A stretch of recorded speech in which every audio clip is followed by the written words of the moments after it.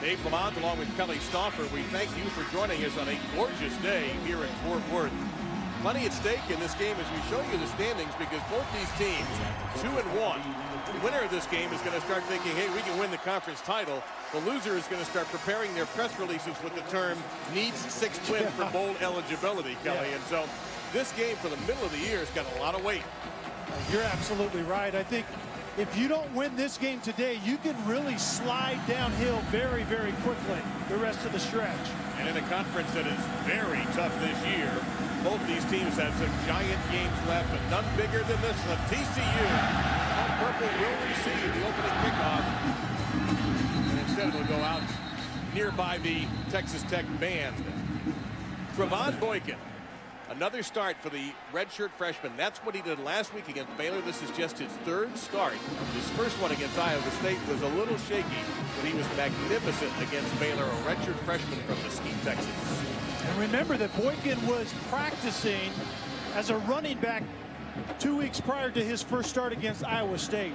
You're right, he was shaky then, but he took a giant step forward last week against Baylor, especially in the pass game, but he has to win today with his feet. He's going against one of the best defenses in the country, ranked 4th in the nation. A good lead there by Boykin.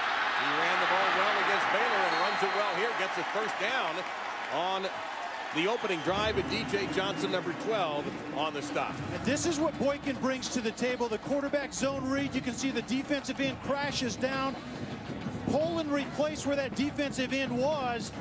But Boykin has to put this offense really on his back, more or less on his feet, and make plays like that today. One of the big things that we were told yesterday by TCU coach Gary Patterson, we've got to get Boykin off to a quick start and build his confidence. And that's going to be a false start. TCU, that won't help. It'll make it first down and 15. And Dave, the administration of the offense and things like a false start by 85 of the offense. The 5-yard penalty, and it's still first down. Getting your teams in and out of the huddle and getting the right play called is what Gary Patterson right there wants to see out of his quarterback today. He finally has his team in a BCS conference. TCU has bounced all over the college football landscape, or so it seems. Now, geographically, they're in the right place, I think, in the Big 12, and certainly their fans are juiced about it. Oh, their fans think they finally have come home. There's no question about that.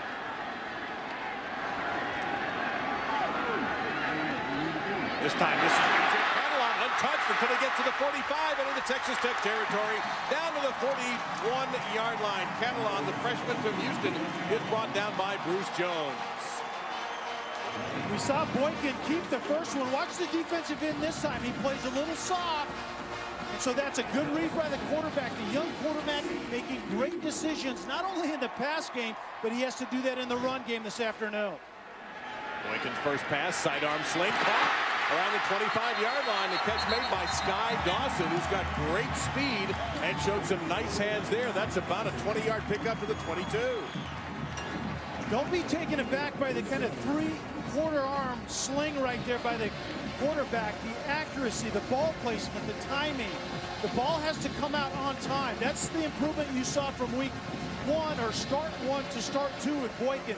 He was making really quick decisions in the pass game. This is a Texas Tech defense that throttled Geno Smith a week ago. 3 first downs already for the Horned Frogs. Catalon again, this time a little resistance as he gets to inside the 20, the 19-yard line. Terrence Bullitt and Jackson Richards in there on the stop for the Red Raiders. Typically, TCU wants to be impeccably balanced offensively. And you see that right now. They want to run it in order to throw it when they decide to throw it, when they think they have the numbers and the leverage. And they're running the ball really well right now. Up front, this offensive line is still learning one another. They're playing very well so far. Brandon Carter, number 3, Ladarius Brown, number 85 on the left side.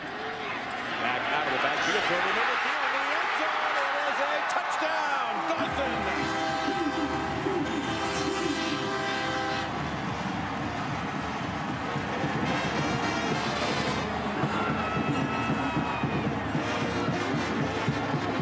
See the stretch on number 25 D's right underneath. You have the route by Dawson in behind. Boyce was in front of have been trying to hold him. Once again, a very good read and a good finish by Dawson with the reception in the end zone. So all the talk of the improved Texas Tech defense, number 4 in the nation, after being 114th last year, and on the opening drive, TCU ran right through them and went over them. We knew that Boykin would be a challenge because of what he can do with his feet, but if he can make decisions like this in the pass game, this Texas Tech defense is going to be challenged in a mighty way here this afternoon. Great reaction. There's a lot of energy in that young man. That's one of the things also that Gary Patterson told us. I want a lot of energy. That doesn't necessarily mean a lot of noise.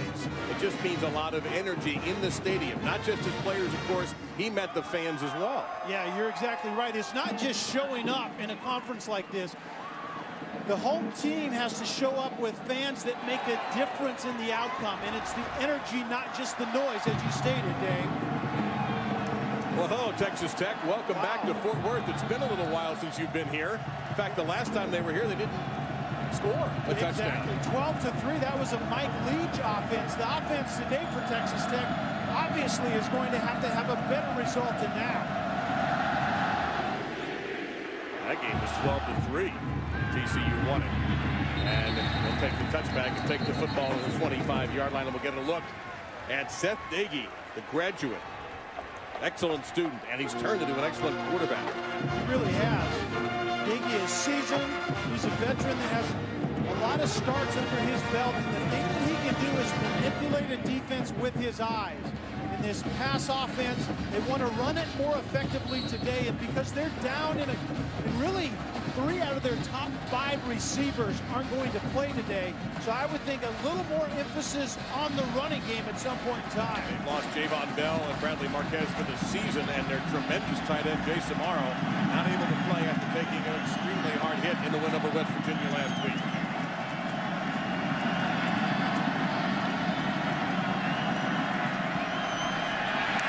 And Diggy, a little bit high on the pass. Jason Verrett in coverage that time, number 2 for the purple-clad Horned Frogs. And we show you Tommy Tuberville in his 3rd season at Texas Tech. And no question that last week was the biggest win he has had in Lubbock.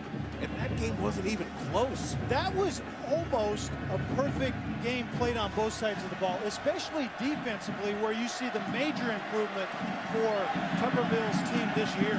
Second down and 10.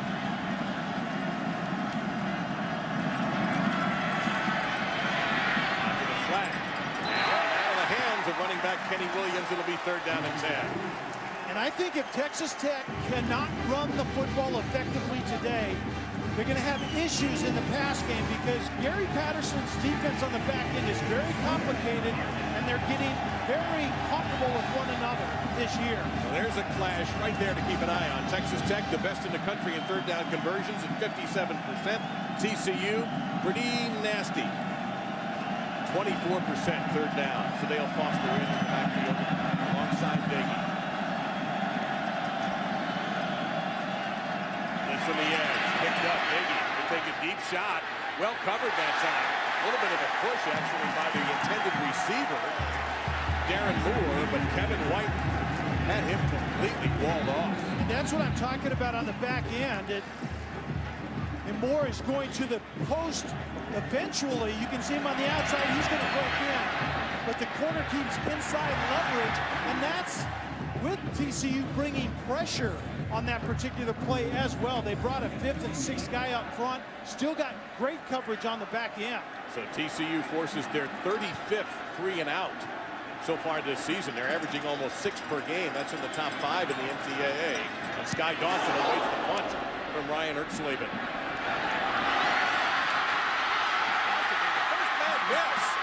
And that's a tremendous return of almost 14 yards for Sky Dawson. Well, we have a great one today. We've got more football coming for you tonight on ABC's Saturday Night Football. Many will see ACC rivals clash and Jimbo Fisher's well-balanced offense and the stingy defense leave the Seminoles in the hostile territory against the U.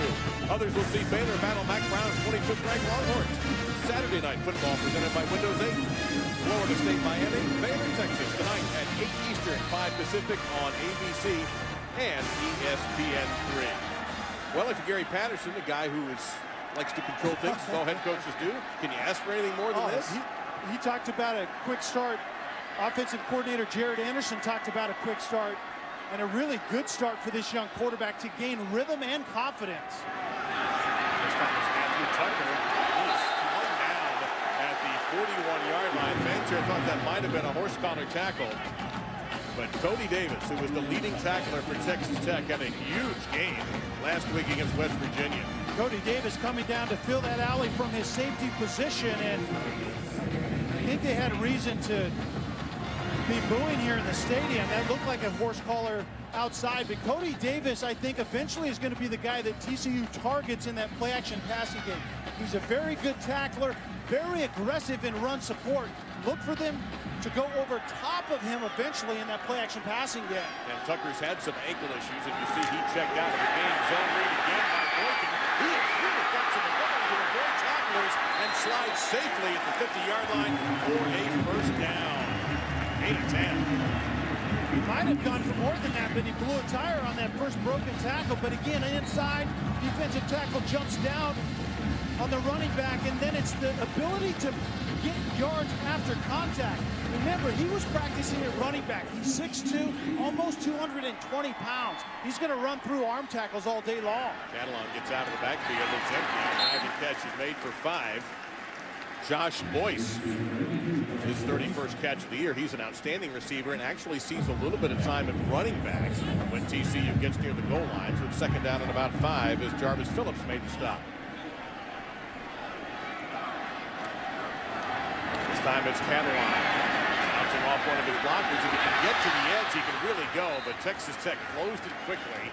Third down and about 3.5 coming up. Well, Texas Tech has made some changes. The hiring of Art Kaufman as defensive coordinator is the biggest one. But to go from 114th where they were last year to where they are now, number 4, and they had a lot of players come back too, which certainly helped. Yeah, I think that's the main thing, is the front 7 is much more seasoned this year than they were a year ago. But he also simplified things. He said if we can keep it simple, our guys can play fast and play with more confidence. So far, so good. Out of the empty backfield, Boykin gets rid of it quickly, and it's incomplete. P.J. Catalan was the intended receiver. So now do you do the short punt here, Kelly? That appears to be the choice. And I think Catalan, that young running back who's gotten a lot more time than was expected, needs to get both hands up on that football. Tried to one-hand it. You're not a wide receiver making a play deep in the end zone, young man. Get both hands on that football. Ethan Perry, a freshman from Spring Branch, Texas, number 3 in the nation in punting average. Doesn't really want to blast one here, though. Suzalik standing at the 10-yard line. Kicking it into a bit of a breeze. He just racked that. He may not have the soft touch just yet, so it'll be a touchback. And remember, only on kickoffs the touchback to the 25, so it'll be Texas Tech ball at the 20. The number 1 team in the country is on ESPN tonight. A.J. McCarron leads the Crimson Tide's well-balanced attack into Knoxville, facing Tyler Bray and a Vols team that really needs a big win. It's the latest chapter of the 3rd Saturday in October. College football primetime presented by Hampton Hotels. Number 1 Alabama versus Tennessee tonight at 7 on ESPN, and also you catch it on the Watch ESPN app. Had a chance to see Alabama earlier in the year, Kelly. They look like an NFL team. Yeah, exactly. That's what I was going to say. They ought to be playing on Sundays. Many of them will be. Kenny Williams is the back at the top of the pistol. As we welcome you to Amon G. Carter Stadium on the campus of TCU in Fort Worth. This is a huge Big 12 matchup. Second possession for Texas Tech. TCU drove down the field on their first to take this lead. Both teams ranked in the top 25 of the BCS. Both 2-1 in the Big 12 Conference. The winner has a chance for the conference title, while the loser will be thinking about, can we get to 6 wins? Both teams have some monstrous games left on their schedule. I'm Dave Lamont, along with Kelly Stoffel. We thank you for joining us. What a beautiful day in Fort Worth. No chance of rain, and no chance of that pass being completed. Knocked down by Jason Barrett. His second pass broken up as Kelly takes us through our impact players. Brought to you by Chick-fil-A. First for the Red Raiders. Keep an eye on Kenny Williams, number 34, because they're going to need to run the ball effectively today. But the defensive guys, the disruptor up front, number 91 and Hyder, and then Davis. He's a fundamental tackle waiting to happen. We've already seen him make an impact this afternoon. Texas Tech went 3 and out on their first drive. They're facing 3rd down and 8 right here. Pressure from the corner. They go on the ground. And there once again is Barrett. Sadeo Foster unable to even get to the line of scrimmage. And it's another 3 and out. Barrett has been covering man-to-man really, really well, but this time he's going to fire right off the corner. Very well timed, and it's really a run blitz in the end. But then he pursues the ball, finds the ball, big play once again. But Barrett is showing up early in this game. Great man-to-man coverage and bump and run outside, kind of to the boundary. But then he fires off the corner and makes a big play on 3rd down. Sky Dawson's a very dangerous punt returner. 17.4 coming in. He's already had 1 for 14. Now this is a line drive punt, and he's just going to wave everybody off. And that's going to be a big roll for Ryan Erxleben. Ball inside the 20, so TCU's 3rd drive begins with their worst field position here on a gorgeous day. Now TCU on their first drive went down, and Kelly in 4 plays, they wind up in the end zone. Yeah, the young quarterback at Boykin makes a nice read and gets it to Sky Dawson, and the young man understands they have to get off to a good start. Well, you throw it like he threw it on that drive, and you run it like he ran it on that drive. That's how he gets himself off to a good start. This time he starts at the 19-yard line, his own. Andre Dean, former UCLA Bruin, is now in the backfield. Number 30, he'll get the handoff. And he will be swamped. That's going to be a loss of a couple of yards. Immediate contact by the center of the defense. Middle linebacker Will Smith, a junior college transfer, one of many, as we Chick-fil-A brings us our TCU impact player. I think Kenny Kane in the middle is going to be huge when the defense is on the field. But Boyce is that big play guy outside, and number 95, Fields, is going to have a big day off the edge. Mapunga, the other defensive end, is not starting today. Actually, he's not going to play at all. So Fields has to pick up that void in production. Yeah, both teams impacted by injuries. TCU on the defensive side, as well as Texas Tech. We'll explain in a moment. As Boykin goes deep down the field, and it's going to be incomplete. Not playing today for Texas Tech is their senior quarterback, Cornelius Douglas. So that's going to put Bruce Jones, number 24, into the lineup. And one of the challenges today is going to see how Boyce and the other wide receivers get off press man-to-man coverage. That was actually more of a bail technique.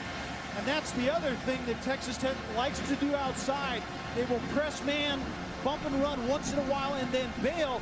The communication between quarterback and receiver is going to have to be very tight today. 3rd down and a dozen. This has been the toughest down and distance for TCU so far, other than 1st and 15, which was on their opening drive, and they overcame it. Lincoln flings it, and it's going to be intercepted. That's DJ Johnson, has a chance to score if he gets a block. Gets inside the 10. DJ Johnson with just the 8th takeaway. There's a flag down and around the 19-yard line. Let's see if there was a penalty during the return. Our Big 12 officiating crew is headed by the referee, Cooper Castleberry. A block below the waist on their intercepting team. It's a 10-yard penalty, and it's 1st down. So that does not change the turnover, and Texas Tech gets their first big break. Well, Texas Tech was showing pressure initially right here, but they're going to back out, and then eventually the in route into a zone. And I think this is the most difficult thing for the young quarterback. Thinking he's getting pressure, he doesn't get it, and then he throws across the middle of the field late. It actually ended up being man-to-man with the safety deep over the middle. In the end, very well thrown by a young quarterback remaining in the pocket. His receiver in Cam White just did not bail him out on that particular play. So with the penalty, the ball is marked back at the TCU 33-yard line. Kenny Williams is the running back. He gets a chance here. Try to run him downhill. He is flipped at the 30-yard line. So it'll be 2nd down and 7. Alicia Olabode in there on the stop. Also John Kuntz, and with Mapunga out, John Kuntz getting a chance, number 97 at defensive end, to be the rushing partner of Devontae Fields. This is where Gary Patterson's defense have really made hay, is in that quick change type of situation where your offense turns it over. You have to keep the defense either off the board or certainly, or that offense out of the end zone. Nagy. That's going to be caught. 1st down. Is he inbounds? Yes. Adam Zuzalik, the senior from Lubbock, with his 4th catch on the season, brought down by Chris Hackett. Zuzalik, the slot receiver, runs the corner route and then breaks it off really to the out route at the very end. The outside receiver was coming inside, and that's a matchup that I think Texas Tech's going to take advantage of. Short gain there, bring up 2nd down and about 8. I think Texas Tech trying to pick up the tempo just a little bit. We were talking at the break that they seem somewhat lethargic, especially offensively. Go up tempo to try to get this team excited and get this ball in the end zone. My question is, how do you come out lethargic? Exactly. I don't understand that at all. It's all about the chemistry and makeup of your team, but Texas Tech needs to figure it out. Could it be a hangover from that win last week? Maybe not. Nice little touch there by Davey, and inside the 5 and into the end zone. Touchdown. Jakeem Grant, did he make it or not? Let's see. No, they're not going to say a touchdown. They're going to say he was out, even though he made contact with the pylon inside the 1, maybe about 6-10 inches away. He got through the grasp of Kenny Kane and nearly got in the end zone. Yeah, Grant is their scat back, and eventually he's going to be matched up right there over the middle. That's a mismatch. The scat back, 5'6", 160-pound Grant, he actually is their fly sweep guy. They get him touches so they can get him out in space. Watch his hand. It has to be the ball that hits the pylon, and I think the ball is in the other hand. And the replay official didn't no gain. In fact, that's a significant loss. Back to the 6-yard line is Joel Hasley, the leading tackler for Dick Bumpus' defense and Gary Patterson's defense, of course. 2nd down and goal now from about the 6. But I think you're right, Dave. If Grant would have switched the ball to the inside hand, if the ball hits that pylon at all, if he's not out of bounds with his body first, it's a touchdown. But I think it was his left hand without the football. But if he switches hands, he's got the wrong hand. It's a big so tough call for the official, but they made the right one.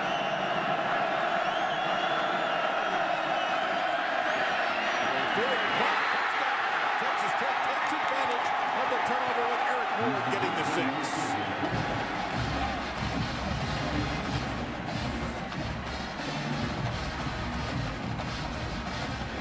Eric Ward, the receiver right here, eventually is going to go over top after this defender steps down inside. Very well executed, and once again, the quarterback does a great job of drawing attention to the underneath receiver, knowing that he has Ward over the top in the back of the end zone. 6 plays, 33 yards, and 247 set up by the interception by DJ Johnson. And this game shows that Texas Tech may have been lethargic at the beginning, but a gift from TCU, and the Red Raiders take advantage. Eric Ward's 6th touchdown catch of the season.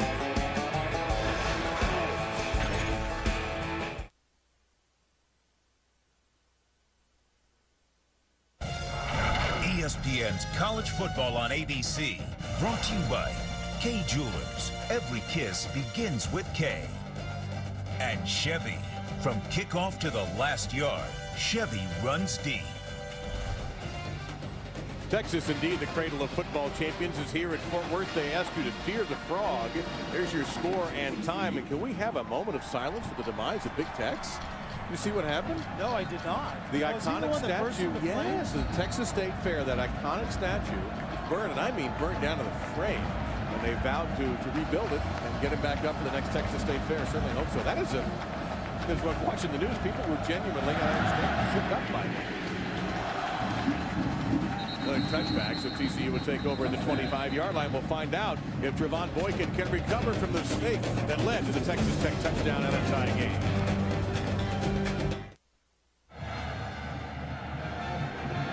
Here's a good look at Amon G. Carter Stadium, which underwent significant renovations over the past couple of years and is just a stunning showplace now for college football, right in the heart of the TCU campus.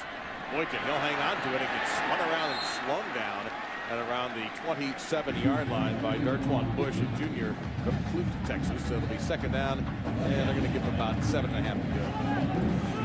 We should expect TCU to really want to run the football. I mean, they're very balanced typically anyway, but I think Boykin brings that dimension to the table that the quarterbacks in the past really haven't.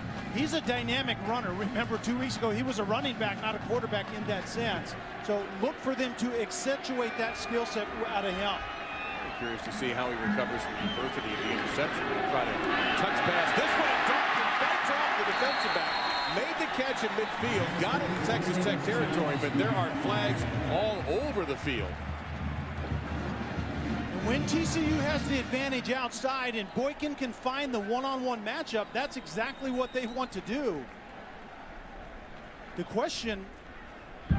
Pass interference by number 21 of the defense. The penalties decline. It's first down.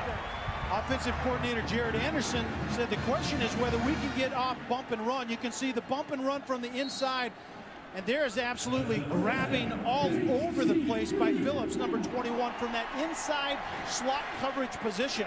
27-yard gain puts it at the 46-yard line of the Red Raiders. Again, Boykin working that zone read. Has some room if he can get all the way to the left, and he just decides, no, that's enough of that. I'll take a big loss. It'll be second down and about 15 here as the Red Raiders forced him out of his comfort zone there. And this is where Boykin is going to have to realize I'm not in high school anymore. I can make plays like that against guys on Friday night, but Saturday afternoon in this conference, it's few and far between. He has to understand, get as much as you can. Don't always try to hit the home run. Keep yourself in an advantage down in distance position. Mistake by him on that play. This time he hands it off. It's a big play for Dean.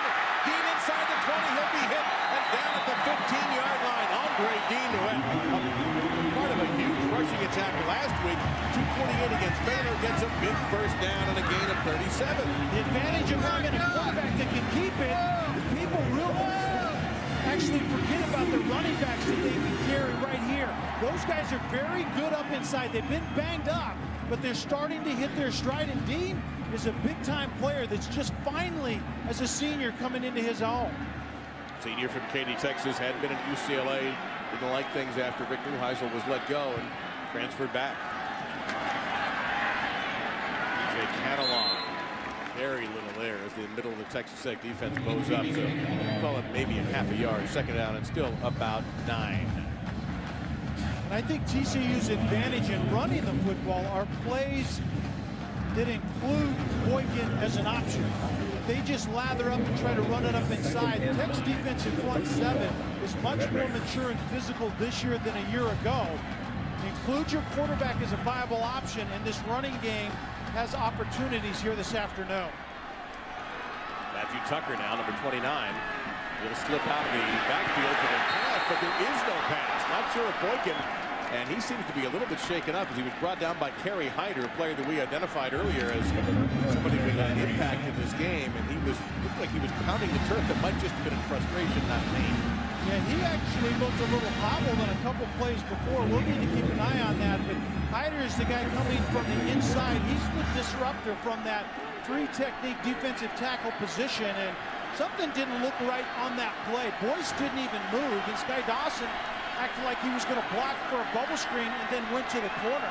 Third down, 15, and 0 for 2 third down so far for TCU. There's a bubble screen right there, caught by Boyce, and he won't get anywhere near the first down. So the Texas Tech defense, after being gashed by the long run by Andre Dean, comes back. Pete Robertson, one-time linebacker, now playing defensive end. There he is right there, number 10, in there on the tackle. So the first time we'll see Jaden Oberchrome, who's 8 for 10 this year, the freshman kicker, not too far away, Arlington, Texas. 32 yards for Oberchrome, who hasn't missed a PAT this season.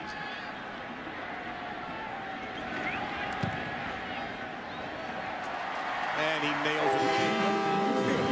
So 32 yards for Oberchrome. TCU able to come back after turning the ball over and giving up a touchdown. They get on the board and retake the lead.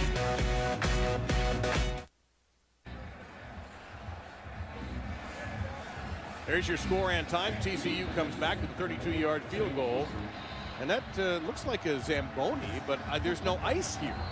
So I'm not sure what that is, but it's unique. That's the frog. That's what the frog looks like. That's a purple horned frog. This is Kelly Stauffer. I'm Dave Lamont. Thank you very much for joining us. What have you seen so far that stood out to you? I like the young quarterback. I think he's really found his groove a little bit from that first start that was a little bit shaky. And I think defensively, Tech was kind of on their heels. They looked much better on that last drive. So Dale Foster gets it out to the 26-yard line. There is a flag down behind that return. And this game carries a lot of impact. Both these teams 2-1. Texas Tech coming in off that gigantic domination. Holding by number 86 on the return team. Penalties half the distance to the goal. And it's a first down. And that little shake of the head by Tommy Tuberville says it all. You talked at the beginning of the broadcast how they seemed, Texas Tech, to be a little bit lethargic. Do you get that sense now? I think there seems to be a little more energy, but this is kind of their MO, and we can't really explain it. There's no reason for it. A huge win a week ago, and they looked lethargic today. Remember Oklahoma last year, a huge upset, and then they looked abysmal the rest of the year. No real explanation, but they need to pick it up early. They didn't win another game after beating Oklahoma last season. Of course, every Texas Tech fan just threw their remote at the TV for us bringing that up, but it was a bad way to end what might have been a good year. So with the penalty, bad field position, but the Red Raiders are at their own 6-yard line. And they've got to hurry and get the snap off. They do. Playing it safe on the ground with Eric Stevens Jr., and he is hit after picking up a couple of yards. It'll be second down and about 8. Stevens coming off a disastrous knee injury a year ago. In the game against Texas A&M. And he sometimes lines up as the Wildcat. But in this case, he's just trying to get him out of trouble. And TCU and Gary Patterson's approach is basically to snuff out the run and then to force offenses to make hay in a complicated system on the back end. And TCU hasn't let anybody run the football on them this year. And they're not going to run the football on them in the final seconds of this quarter either. It's going to be a long jog for both teams to get down to the other end. TCU scored on their first drive and then gave it up, allowing Texas Tech to get what was the tying score until TCU was able to come back to get the field goal. We've seen some good quarterback play and some spotty quarterback play from both Boykin and Gagey. We'll see what happened in quarter number 2. Well, you think about football in Texas and all the rivalries. This used to be a regular meet back in the old Southwest Conference days. Texas Tech and TCU battled regularly. Of course, the Southwest Conference no longer. You lose track of the names after a while, but we know it now as the Big 12. And both coaches talking about this game and the significance of it, and also the fan bases. Folks from Lubbock coming in there. There's a good example right there. And Texas Tech and TCU students side by side. Not a red in here, but it's dominated by the purple. Second and 8. Stevens clears out of the backfield. Underneath, and Barrett has had a great start to the game as he makes the stop on Grant. There you see the series history. They have not met since '06. Of course, now they're going to meet every year. Texas Tech leads the all-time series, and it goes back to the 1920s. And since Southwest Conference came apart in '95, it's just the second time they have played. Third down and about 4.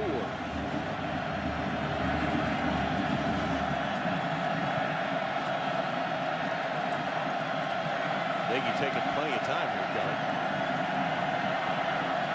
They have changed the play. He's got trips to his left. And it's going to be third down and 9. A false start by number 65 of the offense. It's a 5-yard penalty, and it's still third down. A little bit of confusion there? Yeah, I think so. I think he was trying to get out of the play to take advantage of the pressure that TCU was going to bring, but the young man outside and Waddle just couldn't quite hold his water. And you clinch a little bit at 3:30, a whole lot moves. Third down and 9.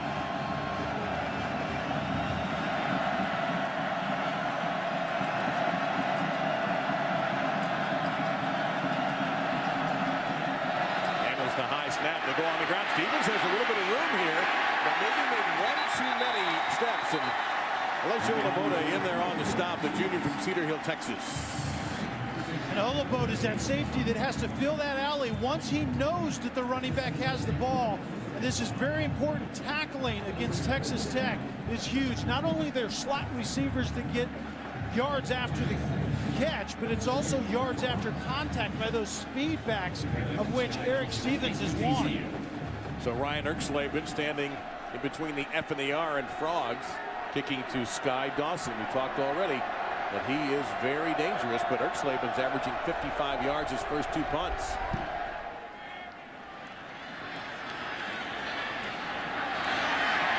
Dawson is lightning fast. Gets to the 35, inside there to the 32, maybe even the 31-yard line. We can see why Sky Dawson has such a gaudy average of 17 yards per return. That one, 21. This is Stauffer speed. And he really trusted his blockers up front. It was almost like running a zone play.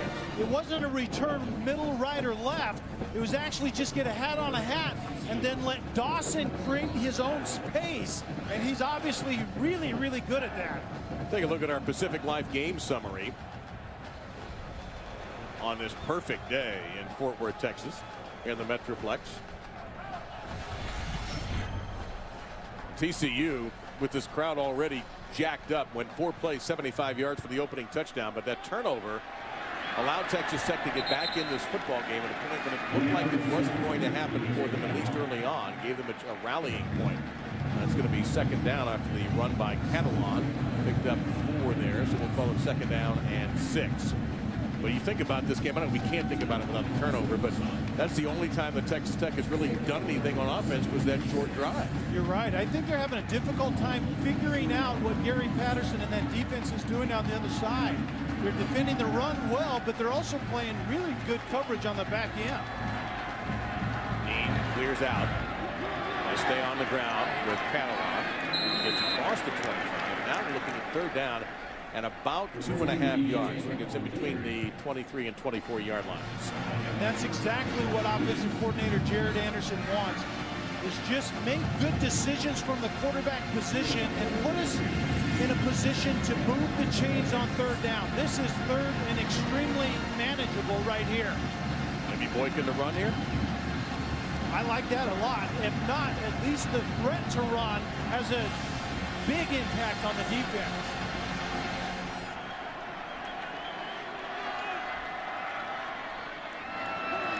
And instead he hands it off to Dean. Dean will not get there. You see 16, Cody Davis.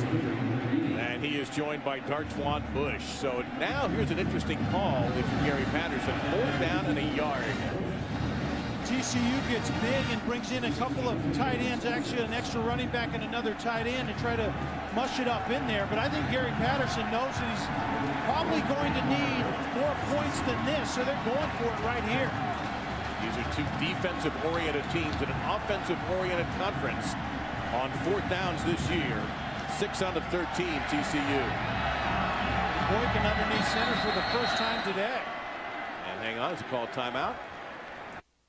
Their first time out of the half. That's a look that TCU wasn't comfortable with. We'll see their decision when we return.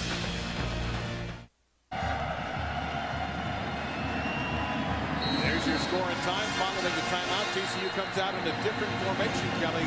Now Boykin, and now we're going to have a timeout from Texas Tech. Texas Tech calls their first time out of the half. So each team has 2 left. It's kind of like the use of a 30-second timeout. Timeout in basketball. You see what they're going to run and you call timeout and go try to defend it. But when Boykin is underneath the center, they really like speed option. They just take it to the edge as quickly as possible. But that time, it's more of a power set with 2 powerful running backs in the backfield with Boykin at the same time. TCU's given it 2 different looks. Now we'll see if he's under center or going to take a shotgun snap. Well, I'll tell you what, BCS Countdown is on, and it's on ESPN and ESPNU tomorrow. Our analysts break down the key victories and defeats that took place in college football and discuss their impact on the standings, who rises, who falls. And we look ahead at the key matchups for next week. BCS Countdown at 8:30 and at 9, presented by Tostitos. Tomorrow on ESPN and ESPNU. You think of Texas Tech, they had an impact already on the BCS. Here we go, 4th and 1 that we think. Full backfield. May have done it by Matthew Tucker. We saw Tucker let off a little bit earlier, and he does get the first down. And it was actually the same play they ran on 3rd and short. After the 2 timeouts, they went to something totally different. Just the zone read, get the soft play by the defensive end, the give up inside. Not very well blocked, but tremendous effort by Tucker to convert at the end. Fresh center down to the 20-yard line for TCU. Team at 17 touchdowns out of 30 appearances in the red zone coming into the game. The ruling on the field that there was enough yardage made for a first down. The previous play is under further review. Aha. So the replay official, David Ames, wants to take a little bit of a closer look. Appeared to us at first blush that he made it. Yeah, I think the second effort, right there, he wasn't going to get it. Right there, I think he has it, but certainly the extension at the end, he goes almost down to the 15-yard line. I think that's or the 20-yard line. I think that's a no-brainer. But here's the thing. If you saw his knee, I think he got it, but they may bring the ball back a little bit. It looked like... I think you might be right, but it's certainly no question whether he got enough for the first down or not. Yeah, I think he did. I agree with you there, because you could see before his knee hit, he was at the marker, and the ball was at the marker. So we'll get a couple of good looks at it right here. And Tucker represents that dependable factor that they've been lacking in the backfield. I don't see a knee down right there. I think it's ball and then backside. I think that's marked pretty accurately at the 20-yard line. Yeah, now that I look at it again, I think you're right. I think the officials were dead on the field. But Dave, remember what TCU thought they would have at their disposal. After further review, the ruling on the field is confirmed. First down. Yeah, confirmed, so they were very certain about it. But they expected to have Ed Wesley, who is no longer in school. Then Wayman James went down with a knee injury against Kansas early in the year. Tucker has been dinged up this year. If Tucker can get back and get healthy, along with Boykin, the running game's on the table.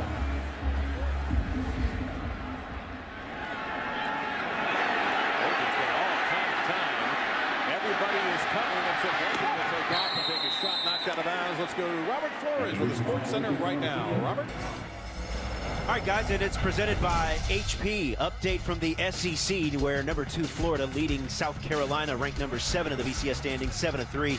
Jeff Driscoll to Jordan Reed, second quarter. And despite spotting number 18 Texas A&M, a 12-0 deficit, number 6 LSU comes back to win 24-19. Back to beautiful Fort Worth.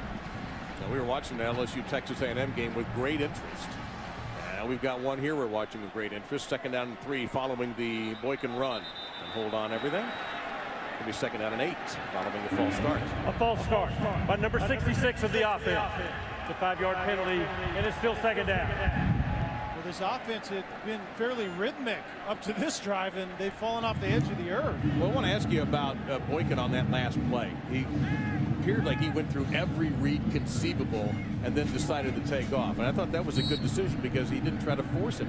Yeah, I think in the end it was probably a good decision. Where he was late was a seam route by Carter, wide open down the middle, but I think he was still outside in his progression and didn't see the wide open receiver running down the middle of the field. Boykin's just in his 3rd start as the quarterback for Gary Patterson's Horned Frogs, and he gets down to the 15-yard line.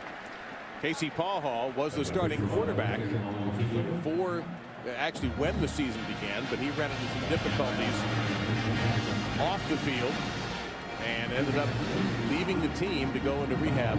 We wish him well. And so Routes is all on this side of the field right here, but I think this is the problem that Boykin has. How quickly does he get through the progression, and can he find the open guy? The open guy was outside as his outlet receiver, and he simply got off his outlet way too early.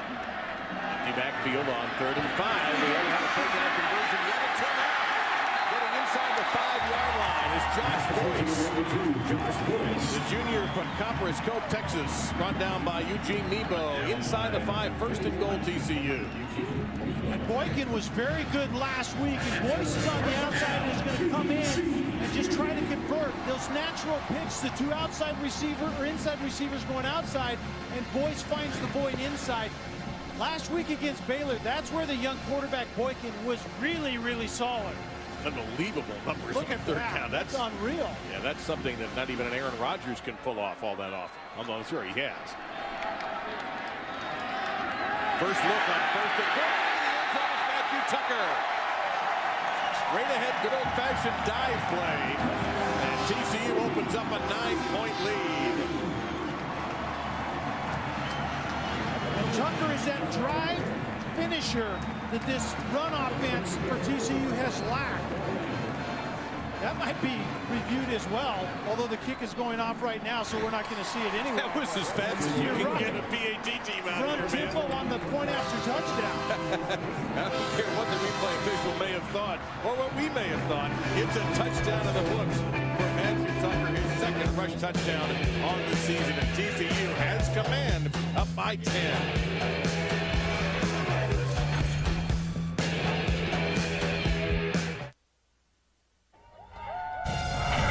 ESPN's College Football on ABC, brought to you by Goodyear, chosen for superior performance. Goodyear, more driven.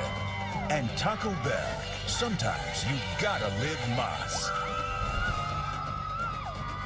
This is homecoming week for TCU, and there's some of the parade. You see a little bit of Amon G. Carter Stadium in the background there. Right through the heart of campus. Don't mess with TCU into the moment. Texas Tech isn't messing with TCU, and that's why they're down 10. The Tucker 1-yard touchdown run, 8 plays, 31 yards to 443. And don't forget the contribution, the punt return by Sky Dawson. Because Dawson was able to give TCU that great field position. Bit of a breezy day. The last couple of days it's been eerily calm, but now some of the famed Texas winds kicking up a little bit here. And the second time the ball has gone off the tee. I think the second time they make the kicker kick the ball on the ground. We don't need that kind of delay. Now, trotting in the holder here. So Dale Foster and Jordan Davis back deep.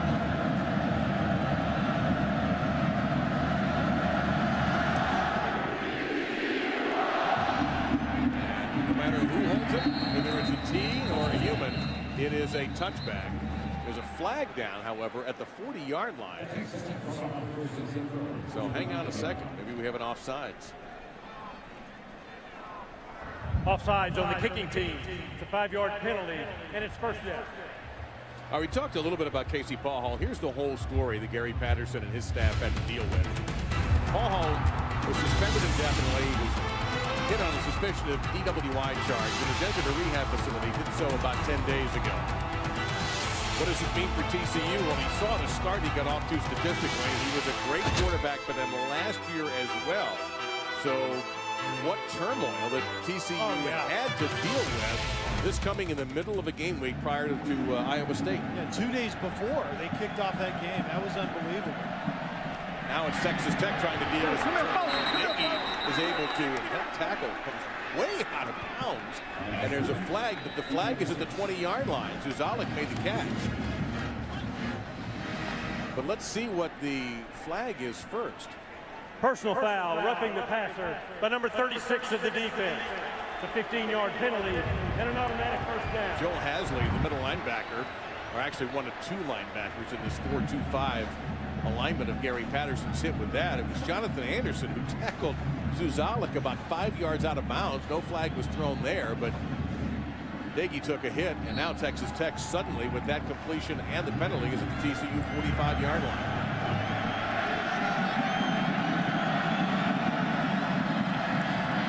And Daggy hit as he throws that time. Quick read by the receiver, Darren Moore, but there's a flag down. He may have pushed off. Yeah, I think you might be right. The underthrown fade route, and Moore, I think the big-bodied receiver pushed off of number 25, Kevin White, on that particular play. I think you got it exactly right. Pass interference by number 14 of the offense. The 15-yard penalty and replay first down. What happened is that I don't think this throw was deliberately underthrown, but Daggy got popped as he threw it. Yeah, it just caught some air. You can see the matchup down here, and at the very end, it's going to be well underthrown, and the big receiver in Moore just kind of pushes off somewhat instinctively right there at the very end. When your feet are stopping, sometimes as a receiver, your hands go out, and Daggy's starting to get some pressure in the pocket. TCU's getting to him, just rushing 4 up front. So now it's 1st and 25, and they're back in their own territory on the Red Raiders at the 40. Empty backfield. Middle of the field is open, and Big saving tackle that time by Jonathan Anderson. And Kelly, we had a long talk about this yesterday, that the TCU defense, sometimes the middle of the field is vulnerable. Yeah, and receiver's going to come into here, and you're right. If it isn't for the sure tackle from Anderson, the safety right on the hash, this goes for a touchdown. And I think that's the combo type of routes where the routes are being adjusted by the receivers on the fly. Right now, youngsters on the back end for TCU can drop communication. 2nd and 12 after the 13-yard gain, and there is Uzalik again. Hackett on the shove out of bounds. That's going to be a first down for the Red Raiders. Inside the 35 down to the 33. All right. Very excited about this week's trivia question. Name the TCU grad who once held the NFL record for highest punting average in a career. That is your name written all over. Well, it's not me is the answer, that's for sure. Diggy now going for the end zone. Moore battling again. Makes the catch, and he is in. He and Kevin White hand fighting for position down there. No flags. 31 yards. We have certainly learned that Darren Moore is a physical receiver. Yeah, 6'4", almost 220 pounds. And Diggy does a nice job of pinpointing who's matched up man-to-man. The fade right outside. And if the prior one was pass interference offensively, that one certainly was. You can see the left hand push off by White on White right at the very end. I think Moore got away with one. Ryan busted in now for the PAT. So it's a 4-play, 71-yard drive, and we wondered how Texas Tech can respond to adversity. And so far, they've done a nice job coming back to make this a 3-point game with another touchdown pass for Seth Diggy. Only Geno Smith has thrown more coming into today's game.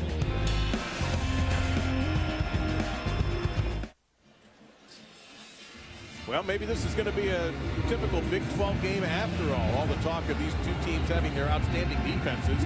And there you see Texas Tech able to come back on a 4-play, 71-yard drive. Darren Moore, who factored against his team with an offensive pass interference penalty, caught the touchdown from Seth Diggy. Diggy was only trailing Geno Smith for most touchdown passes thrown this season. I think that's a matchup that we need to keep our eye on. More on Kevin White, number 25, I think is what Diggy likes right now. Diggy now 1, 2, 3, touchdown, and an onside kick. So Tommy Tuberville goes into the play clock, waiting for a signal. Texas Tech says they have it. And so do the officials.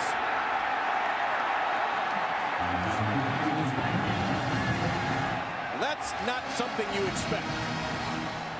And I think Texas Tech has finally gotten the wake-up call. They've looked like they're playing with a lot more energy. Very well executed right there. Remember, it has to go 10 yards, and TCU comes in and touches it right before that point, and then the ball comes out.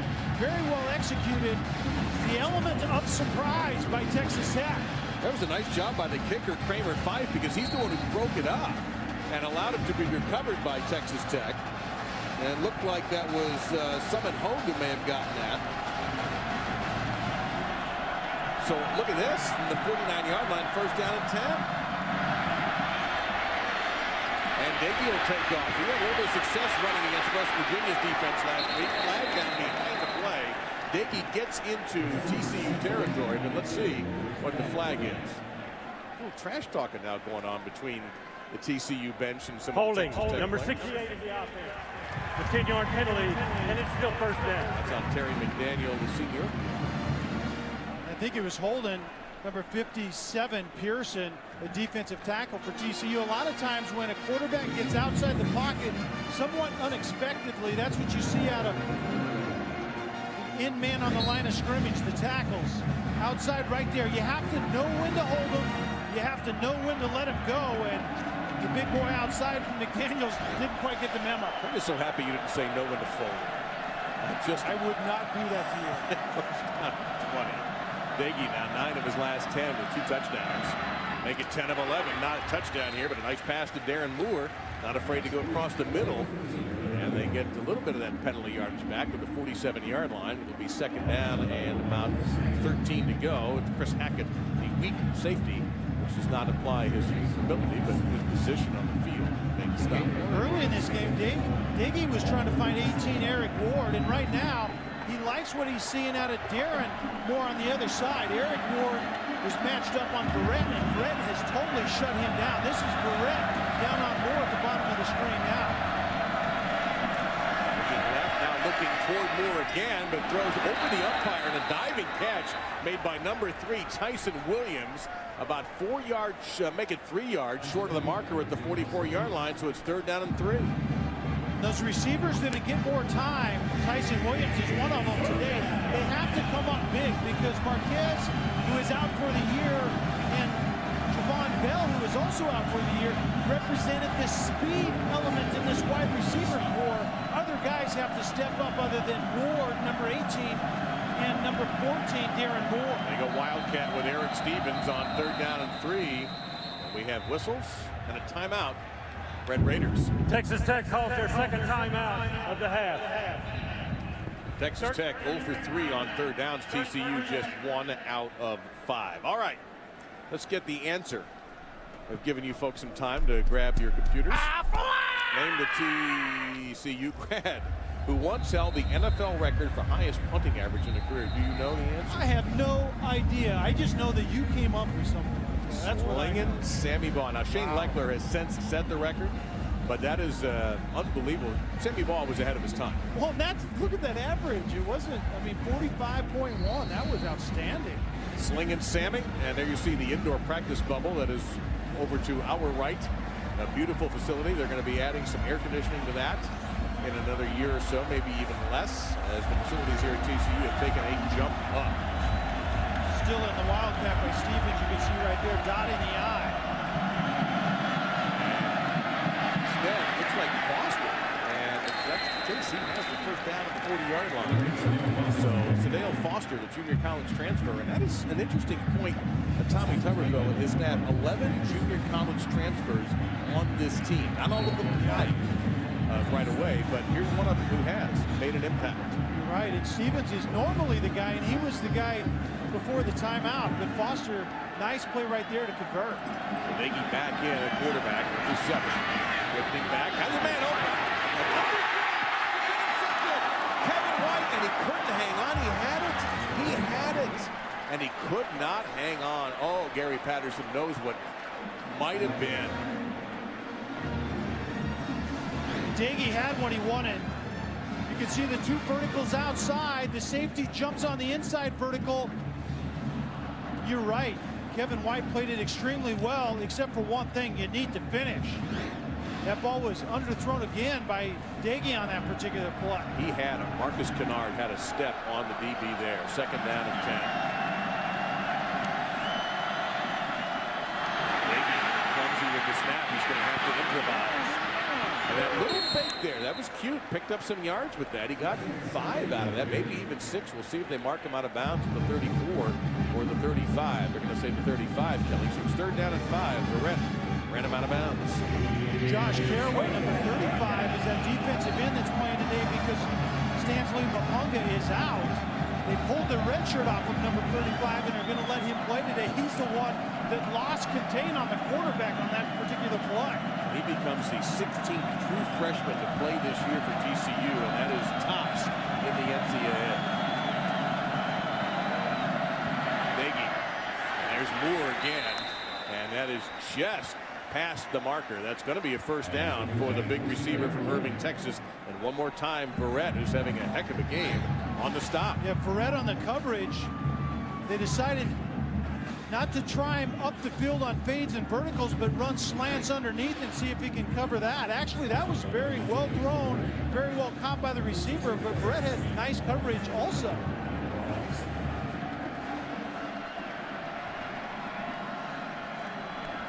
On 1st down, nice pocket for Nagy to go deep toward the end zone, and an unbelievable grab is made by Eric Ward out of bounds. They're going to rule him out of bounds.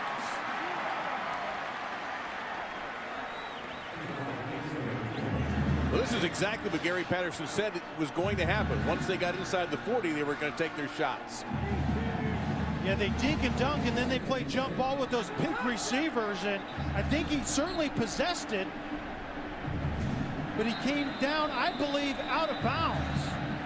The ruling on the field was an incomplete pass out of bounds. The previous play is under further review. Side judge is right there. It's extremely important always to remember how it was called initially. It was ruled out of bounds. I don't know that we're going to see anything that will allow them to have the video evidence. Yeah, that's to exactly. overturn it. It's got to be indisputable video evidence, and I'm not sure that's going to happen here. It's an unbelievable catch. Oh, yeah. A great job by the quarterback, Daggy, just giving his receiver a chance to make a play on the ball in the end zone, but does his right elbow come down before his body rolls out of bounds. That just might be cutting it too fine, Kelly. Right there. Yeah. Oh, my. You cannot blame the side judge, by the way. If this gets overturned, he did the best he could do. That is tough. The word is indisputable video evidence that they have to have, and good luck with that. Right there. Look at. Okay. There we go. Yep. That's the perfect shot. Great work, guys. That is it. I think that's a touchdown. I do now. You sold it. He had possession. He took the ball out of bounds. It's not going to go over very well to his crowd, though.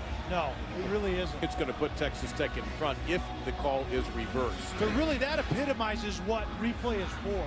Yeah. I mean, we get the right camera angle, and remember, there isn't any magic camera at home. The replay booth sees exactly what the fans see and what we see in the booth, and we saw an elbow on the ground denotes possession inbounds. I think this is going to be overturned. And a lot of purple people are not going to be happy about it. After further review, the receiver's right elbow landed inbounds before he landed out of bounds. It's a touchdown. Well, there's just a lot of noise in the stadium, period. And there's a few folks in red and black who are pretty happy with this 29-yard touchdown catch. Very well done all the way around by a great play by Ward to come down with that. Pretty good defense by White. Impeccable job by the officiating crew. That was tough to tell, but they got it right at the end. And I noticed they weren't showing that in the stadium here as that we went to break. No, they're not going to either. 7 plays, 51 yards, and what's this? Texas Tech has come back, and for the first time, they have the lead in this game. It is a Big 12 football game. Teams throwing it around and moving up and down the field. Eric Ward with a spectacular play. He knew he had it. My elbow. It was my elbow. Kelly Stauffer said my elbow. Tommy Tuberville's Red Raiders trying to avoid what happened to them last year. They had a big midseason victory against a highly ranked team, and they knocked off Oklahoma and then didn't win another game the rest of the season. Last week, they knocked off West Virginia. They did more than that. They dominated West Virginia, and now here they are in their first lead this afternoon in a Big 12 game against TCU. And a short kickoff taken at the 18-yard line by Josh Boyce. He's a good runner. Flag is down behind the play. Boyce will get into Texas Tech territory, but it may well be erased. And you can see one of the officials coming in with a holding call right there. Holding on number 14 on the return team. It's a 10-yard penalty, and it's first down. Well, how did Texas Tech get ahead as that 37-yard return is wiped out? It's our All-State good hands play, and that certainly sums up this catch. What a tremendous catch. A nice throw. The quarterback, Gagey, does a nice job of giving Ward an opportunity at the end. And it was one right elbow down before his buttocks and feet were out of bounds. Very nice catch, but also very well officiated. That was the All-State good hands and good elbow play. We're able to tuck that elbow down. Whatever it takes, Dave, as long as it's a touchdown in the end. You quarterbacks, man. Dang. That's 3 touchdown passes now for Daggy, by the way, and that gives him 24 on the year. B.J. Catalan is the running back. Boykin fakes it to him and dumps it underneath 30-yard line. Now in the shadow, another tackle by Cody Davis. We have a visit with Robert Flores in the studio. Robert? All right, guys, Taco Bell studio update. And a big first half for Florida and their quarterback, Jeff Driscoll. He has thrown 3 touchdown passes in the opening half, and Florida is leading South Carolina 21-3 late first half. Meantime, BYU leading number 5 Notre Dame 14-7 in South Bend.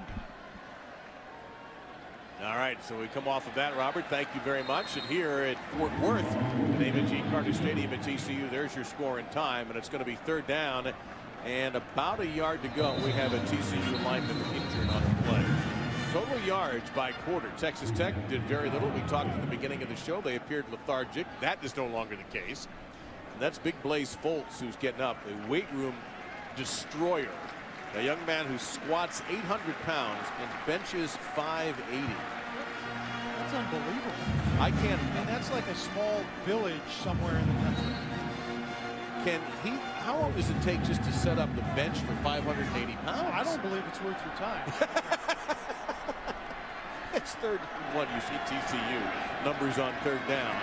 And Boykin reads, I'll keep it, and he did get the first down. He got the 35 before he driven back. How about Cody Davis in there with another tackle for Texas Tech along with Sam Aguavin? And Cody not only supports incredibly fast, but he is one of the most sure tacklers that I've seen in college football this year. He is a senior from Stevensville, Texas. From the empty look, Boykin throws, caught. Well, there you go. Yeah. One more time for Davis. The catch was made by Catalan. The first man missed it. Not the case with Cody Davis. 2nd down and a couple. And because of his desire to support the run, I would expect them to target him in the play action passing game. We haven't seen that yet. They go underneath again, and that's going to be a 1st down.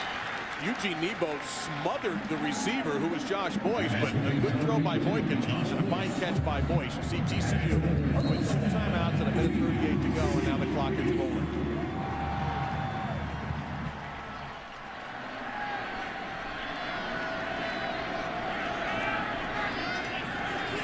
Boykin, sideline. There he is. Another tackle for Cody Davis, but there is another 1st down. And Sky Dawson, who's had an outstanding first half for TCU, makes the 1st down catch. Where Boykin has really grown is what he's able to do in the pocket, get through your progression, and then throw the ball with confidence. Boom, right there. You can see this, the sidearm slinger a little bit, but I don't mind that as long as you're accurate on the other end. Dawson has 5 catches, 89 yards, and a touchdown, plus he's been a force on punt returns. And Boykin high. And another 1st down, but Meyer is injured. Got it inside the 25-yard line. Talented sophomore from Euless, Texas. And he's going to try to get out as fast as he can. Texas Tech is trying to change up between man-to-man principles on the back end, which this is, the deep safety with man-to-man all over the place. And that one was a high, hard one. Carter made an outstanding catch. One thing, Kelly, Tech is not getting any pressure on him. Fires down. The shadow is incomplete. The intended receiver was Dawson. It was Cody Davis in coverage. 2nd down and 10. And the clock is stopped with 39 seconds remaining in this half. This was the previous play with Carter, and it was kind of an awkward fall after a little bit of a shove by the nickelback Trey Porter. Hopefully we'll get this young man back in the game. Looking like pressure right there. They like it outside, man-to-man. A little bit of heat, but it's picked up nicely to the end zone. The overthrow incomplete. 3rd and 10 is next. Sky Dawson had a step, and not surprisingly, the guy has been clocked at 10.29 in the 100 meters. Boykin actually had his choice of Dawson, which is the one he chose right here, but Boyce was one-on-one outside as well. The heat inside the pocket, pretty well protected. That ball was long gone. And remember, that's the wind at his back, and he didn't account for that, and that ball went well over Dawson on that play. So 3rd down and 10. A little bit of a late hit low on Boykin after the throw, but no flag. Boykin scrambling into the end zone and missed his man. Overthrew it for Josh Boyce. Coverage that time by Eugene Nebo. So the Texas Tech defense stands tall, and that will bring out the kicker, Jaden Oberkrom. That's one of the last things that young quarterbacks get is touch, especially in the red zone where you need to throw the ball with finesse at times. Those last 2 passes were driven well over the receiver's heads. Oberkrom is 1 for 1 today. This one from 41. No problem. So Jake Overcrom continues to have his fine freshman season. 21-20 Texas Tech. The Red Raiders have one timeout and not much time.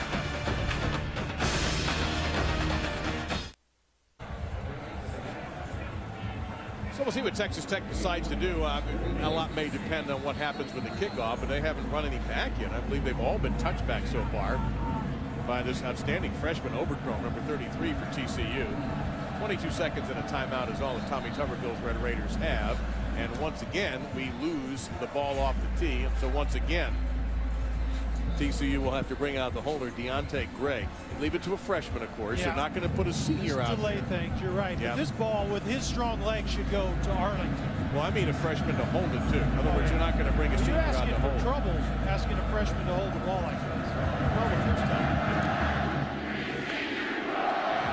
Talking into a touchback. Man, does he have a leg?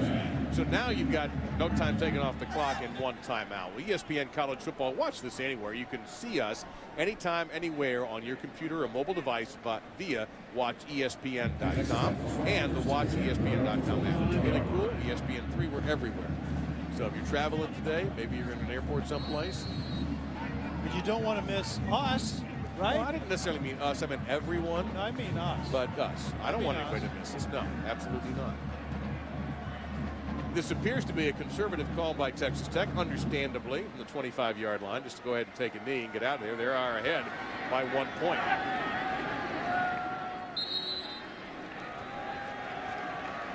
It's been a fun first half. Can't wait to see what's going to happen in half number 2. Tommy Tuberville's Red Raiders and Gary Patterson's TCU. Horned Frogs trying to get to 3-1 in the Big 12 and be in the race with K-State. Good football, 2 good defenses, but it's been an offense-dominated game. Both quarterbacks slinging it around the field, as Sammy Ball once did at TCU. Coming up, our halftime reports.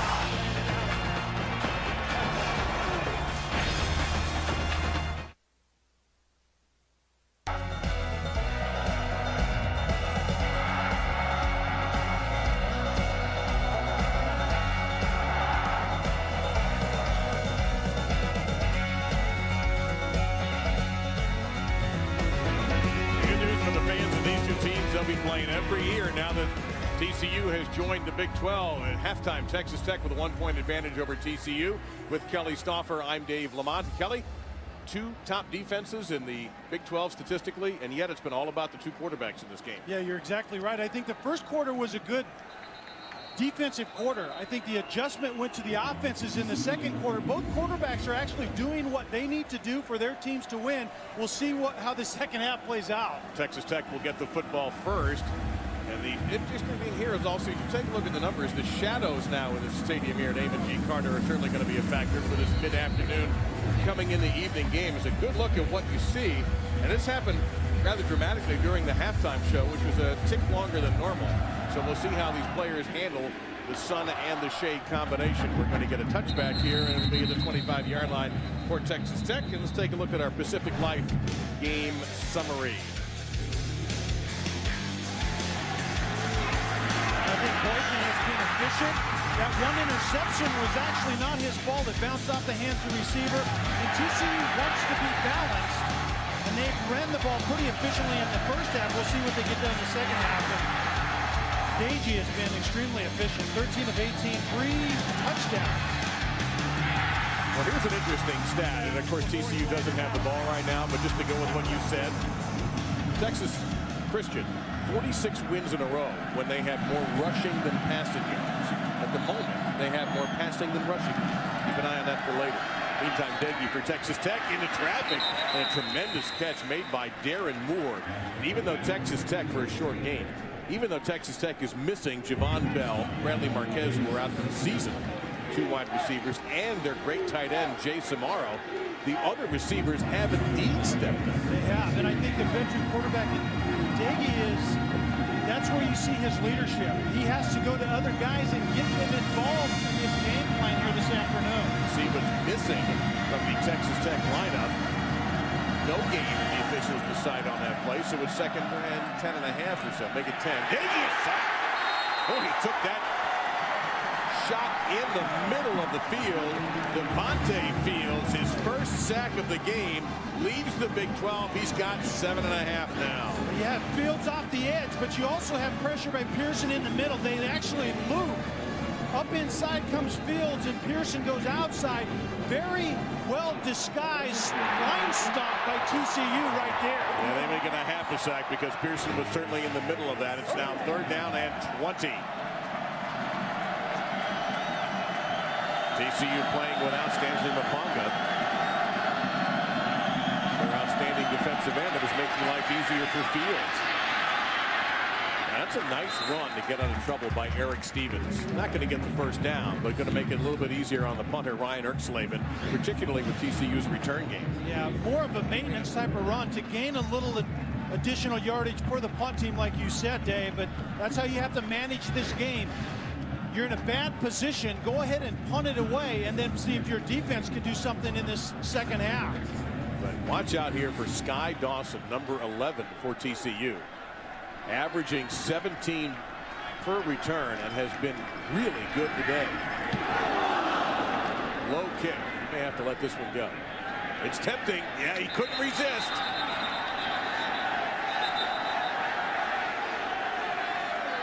And it's going to be at the 21-yard line. He waves off everybody, and after the 56-yard punt, which was primarily roll, it'll be TCU ball at the 21. The speed of Devontae Fields and TCU's defense holds on the first set.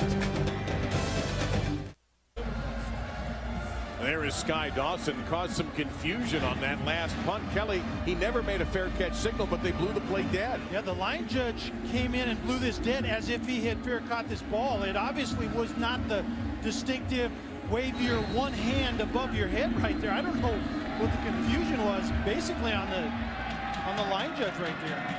So to the 21-yard line is where that gets us a short gain on the first play of offense from TCU in this half. But the trophy still up for grabs. The second half of the chase heads to Kansas. Brad Keselowski, Jimmy Johnston, and Denny Hamlin are still 1-2-3. But Clint Boyer has jumped to 4th with just 5 races remaining. Kansas is next. The NASCAR Sprint Cup Series at Kansas presented by Ram tomorrow at 1 on ESPN. 2nd and 7. For Trevon Boykin, number 2, the quarterback now for this TCU team with Gary Patterson's. Casey Paul suspended for the remainder of the season. It's going to be incomplete. 3rd down and 7 coming up.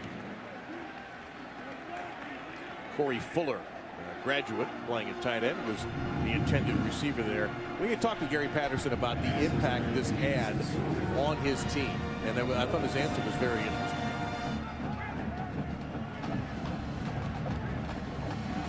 What he said is that he's had problems in the past and felt that he didn't handle it well, thought he emphasized it too much, and it's kind of that next man up philosophy, and trying to move forward as fast as they can rather than dwell. That is nearly a catch along the sideline. A flag is down at the 40-yard line. Josh Boyce almost made a remarkable one-handed catch. Bruce Jones, who's replacing the injured Cornelius Douglas from Texas Tech in coverage. Holding by number 12 of the defense. It's a 10-yard penalty and an automatic first down. That's the safety, DJ Johnson. That's going to be a first down for TCU. Yeah, and it was actually inside right there on Sky Dawson, grabbing him as Dawson tried to come out of that break and get to the corner. Good call by the official right there. Yeah, not much you can miss about that. And no. Dawson was helping him too by waving his hand around just in case he missed it. Gary Patterson has dealt with issues before. He had some off-season problems that affected his team in February. So this is just another hurdle for TCU to have to overcome. B.J. Catalon. Another thing I like about Patterson said is Catalon picks up about 4, 2nd and 6. Is he seems to think that his team does better when they're backed into a corner. Yeah, when they play with the chip on their shoulder, somewhat like where he coaches from. He coaches with that chip, and you can see that they're kind of rallying behind this really obscure situation where they've had to deal with this adversity, and I wouldn't be surprised if this team plays really well down the stretch. Well, good luck with that stretch, by the way, because it doesn't get much easier after. In fact, it doesn't get easier at all after today. On 2nd and 5, the receiver trying to get to the first down marker, and he will do so. That's Brandon Carter making the grab at the 45-yard line. How tough is the remainder of TCU's schedule? Well, again, Texas Tech is a fine football team. At Stillwater, at West Virginia, Kansas State, who's unbeaten, at Texas around Thanksgiving week, and then, Oklahoma to wrap all of that up. And so really it becomes a situation where if you lose this game, you have to look for ways to become bowl eligible the rest of the year. Yeah, you got to get to 6 to do that. Boykin on the keeper. He did a lot of that in the first half. He picks up 4 there, just shy of midfield. It'll be 2nd down and 6.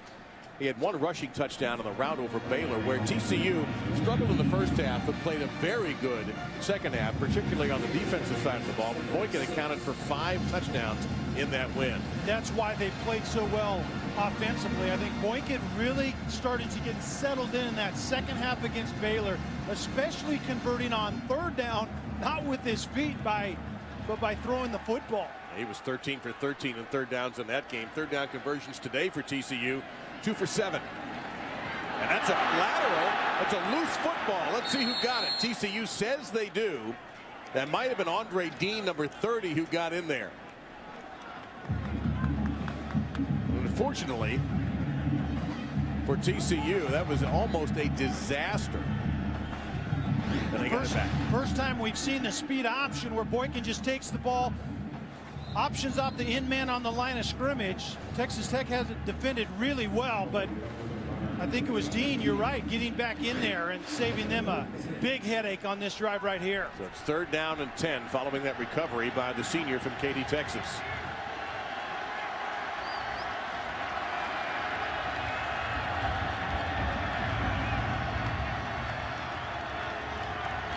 They send Dawson in motion. He takes off deep. They're throwing to the middle of the field. A lot of bodies in there, and that is intercepted. Taken by Cody Davis. Ladarius Brown, number 85, was the intended receiver, but there were a lot of people down there, Kelly. Yeah, it was very well defended. I think Boykin throws a decent ball, giving his guys a chance to go up and make a play on the end, and actually it's Texas Tech that makes the better play. Batted up in the air by Johnson, picked off by Davis, but at the end of the day on 3rd and long, that's not a bad punt. Yeah, it's the 3rd interception of the season for Davis. I don't know if there's a mistake there, Kelly, to have 2 receivers that close to each other. I think you're exactly right. I don't think there should have been 2 vertical routes right in the middle of the field. There was some miscommunication for sure. Number 16, Davis, is absolutely everywhere. He supports the run, and then he defends it on the back end really well also. And over 300 career tackles coming into the game, and he's certainly added to it now. Can his offense do something? They give it to Williams, and not a whole lot there. Kenny Williams. In fact, that's going to be a loss back to close to the 5-yard line. 2nd down and 12. Texas Tech theoretically would like to run it more efficiently, but either you're committed to the run or you're not, and your guys up front have to know which it is, because if you're not committed, these guys up here don't get good fits in that run game, and it looks like that. Well, they only have 11 rush yards, the Red Raiders, so far today. Daggy going to go deep down the field, and it's incomplete. Trying to get it to Eric Ward at the 38-yard line. Kevin White was in coverage. That'll bring up 3rd down and 12. That's the matchup we saw toward the end of the first half, was Ward matched up on Kevin White, man-to-man down the field. White defended Ward on that play.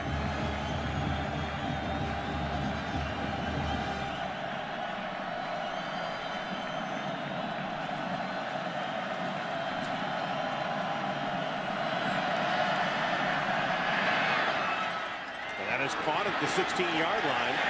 Coverage that time by TCU. Alex Torres making his first grab, and again it'll be a punt for the Red Raiders. And one thing we want to mention is Sky Dawson will come back to receive. The ruling is that any arm motion is a fair catch. So when he made that big wide sweep looking like almost an umpire calling somebody safe, that is a fair catch signal. So the official was correct to blow the play dead.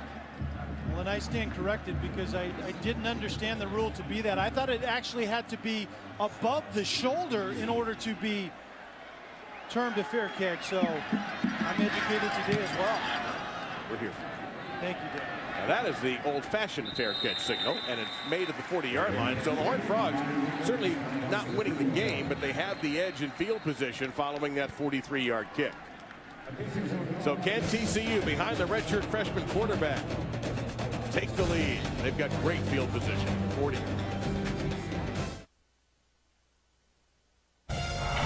ESPN's College Football on ABC, brought to you by Pacific Life. For insurance, annuities, and investments, choose Pacific Life, the power to help you succeed.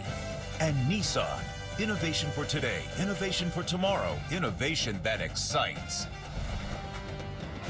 Perfect day in Fort Worth and a very good Big 12 football game. Texas Tech and TCU with Kelly Stauffer. I'm Dave Lamont. Second best field position, Kelly, of the day for TCU, but neither team has put any points on in this quarter.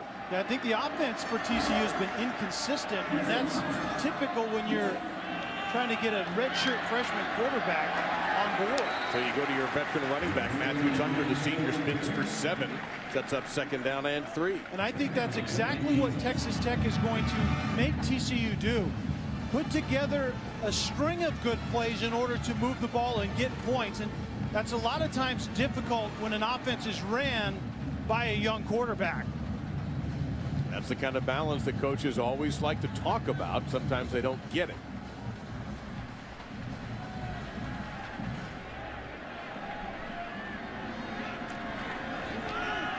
Staying on the ground, and that'll be a first down. Tucker getting into Texas Tech territory in between the 48 and 49-yard lines.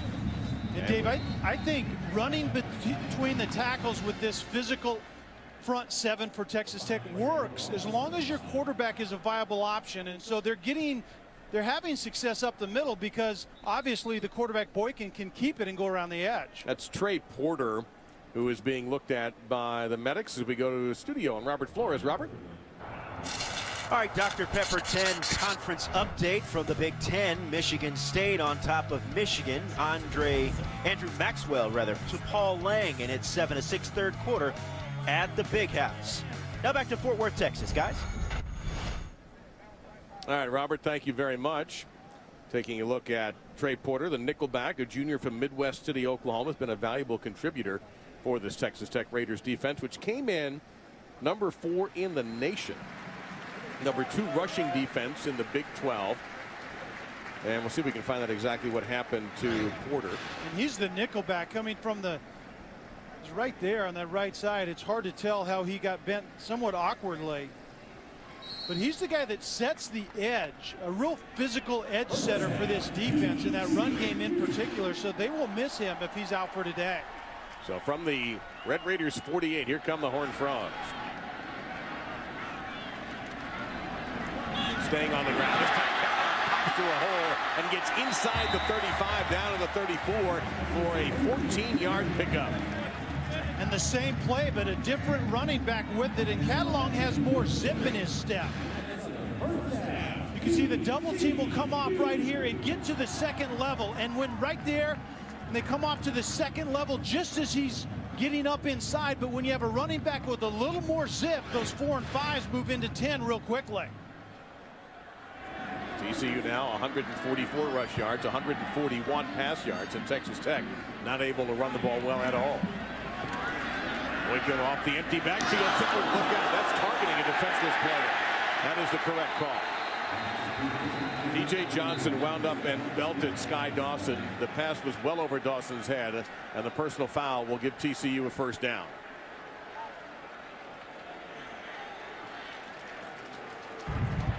Personal foul, targeting by number 12 of the defense. It's a 15-yard penalty, and it's a first down. What a silly play by DJ Johnson. The ball is obviously overthrown. The receiver is just as obviously defensive, and Sky Dawson running that in route, and Johnson breaking off the far hash, and just an ill-advised play by Johnson. 7 penalties, 80 yards against Texas Tech, and hopefully Dawson's going to be okay. And you know how offense is governed by young quarterbacks get in the end zone is the defense extends drives like that. And on again, he has got a quick start. Gets it to the 11-yard line, a gain of 8. So it'll be 2nd down and 2. Cody Davis in there on the stop. The little extra burst that Catalan has that Tucker doesn't is making a difference running inside right now. They're picking up the pace too, TCU is. But that time, no chance. Boy, good tackle by Dartwan Bush on Catalan. Drove him back a yard. So here comes a big 3rd down and 3. TCU 2 out of 8 on 3rd down conversions. They are 45% on the season coming into the game, 37% for Art Kaufman's Texas Tech defense. There's Kaufman there in the middle.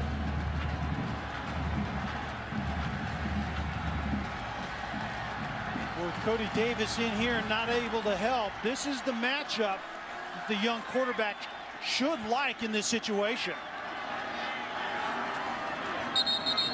We have a whistle. The play will be wiped out with a false start penalty. A false start by number 69 of the offense. The 5-yard penalty, and it's still 3rd down. Davion Collins, a freshman tackle, making the mistake. Barely moved, but enough to draw the flag. So now it's 3rd down and 8. And that matchup that I just pointed out with 3rd and manageable probably goes out the window, because you would think safety Davis is going to help out wide and not leave a one-on-one matchup. The formation is a little bit different too here on 3rd and 8. On the draw, Boykin won't get there. Well, what a close by Will Smith, number 7, the linebacker, who read that play and got there quickly. So it'll be 4th down and 6, and on will be the impressive young kicker, Jaden Oberchrome. Down in the red zone with the quarterback that can make plays with his feet, and you see 75 trying to get up inside in Woolridge, but the close by Will Smith, and he's one of those JUCO players that you talked about. You can see him showing up right there on that play. Out of Riverside, California, you see Oberchrome so far today. This one from 32. Looked a little funny, but he got it. TCU is taking the lead. The Horned Frog fires up. Gary Patterson now turns to his specialty, defense, to try to maintain the lead. And Derek Dooley will be coaching that game tonight from a stool on the field. That's not wise. Okay, well, that's not wise. We'll be watching right now. We'll be watching to see if anything happens. You saw your score in time. TCU is retaking the lead on the Oberchrome field goal, his 3rd, 7 plays, 45 yards, and 341. Gorgeous day here at Fort Worth. We told you a couple of times that an opportunity here for Sadale Foster to return it. And he's not going to get far. Very well covered by the Horned Frogs, who only get to the 17-yard line. 15-yard return. Well, you see where Texas Tech has done today. They were the only team in the top 10 in offense and defense in FBS. They're not helping themselves today, but TCU's defense, even though they've given up the 21 points, they're not giving Tech many yards. Well, that's the calling card of Gary Patterson, is playing really good defense. The question is, have his guys on the back end had enough birthdays to really execute what their head coach wants? And today they're playing pretty soundly. You're right. This Texas Tech offense can get off on any time. There are going to be more points scored here this afternoon. Well, this team has played 16 true freshmen, TCU, not all on defense. 28 freshmen overall. As they go Wildcat with Stevens, and he'll get to the 20-yard line to pick up a 3. It'll be 2nd and 7 coming up. See, what the Wildcat means to me, Dave, if you're not like in the red zone and want to change it up, it means we kind of have thoughts of running the ball, but we're really not committed to running the ball. And I don't like that philosophy. You win games by throwing it with the veteran quarterback. Don't waste a play like that. Tommy Tuberville's team trying to get that coveted 6th win, but also more importantly at this point, trying to be 3-1 in the Big 12. Same goal for TCU. The winner of this game most certainly feels like they have a chance to win the Big 12. The loser is going to be thinking about what bowl game they might be able to qualify for. Middle of the field drop. It was a good throw. Jakeem Grant could not hang on. Seth Dagey, I know, Kelly, you've been in that position. How do you take that as a quarterback? Yeah, you have to encourage the young guy, because Grant is one of the guys that's filling in for the 2 receivers, actually 3 that aren't playing today. And he's going to need some plays out of number 11. So you pat him on the back and say, look at him next time. 3rd down, 7.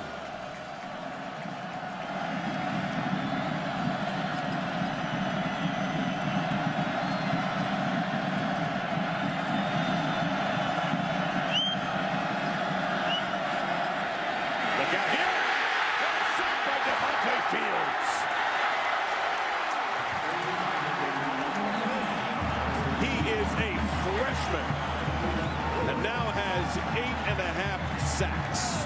Wow. You talk about quickness up inside, and one of the offensive tackle right there doesn't even hardly get a mid on it. And really what was happening, Texas Tech was having to pass that off on the offensive line. The guard and tackles should have switched that.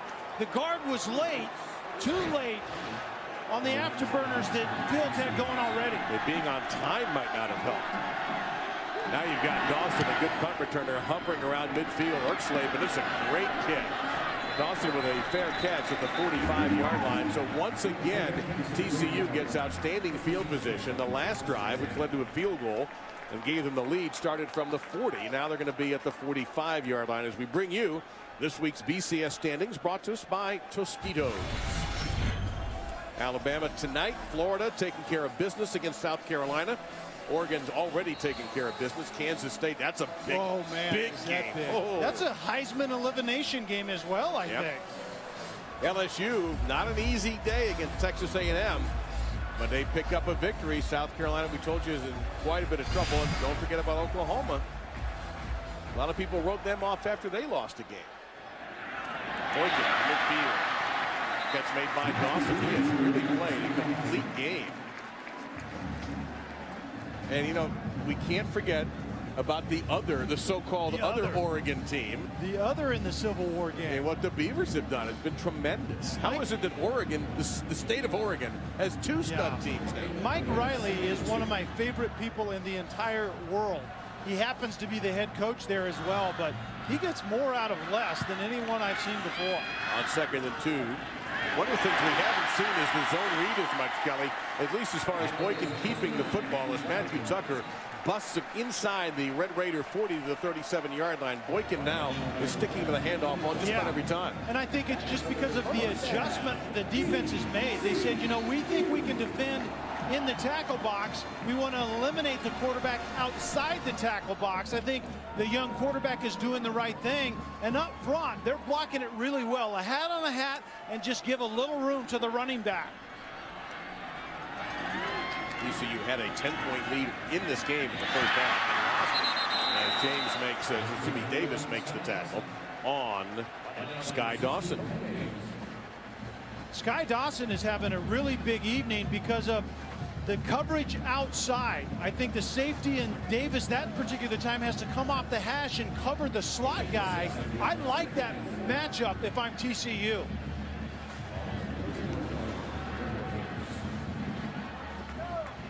So Dawson is down here in trips now. We'll see what Texas Tech does on the back end. Down and full. Out to Catalan. Rushing up was DJ Johnson, but it appears that Catalan has the first down to the 26-yard line. And Dave, you notice the passing game from TCU right now is really controlled. Jared Anderson, the offensive coordinator at TCU, has taken the responsibility of reading defenses really away from the young quarterback.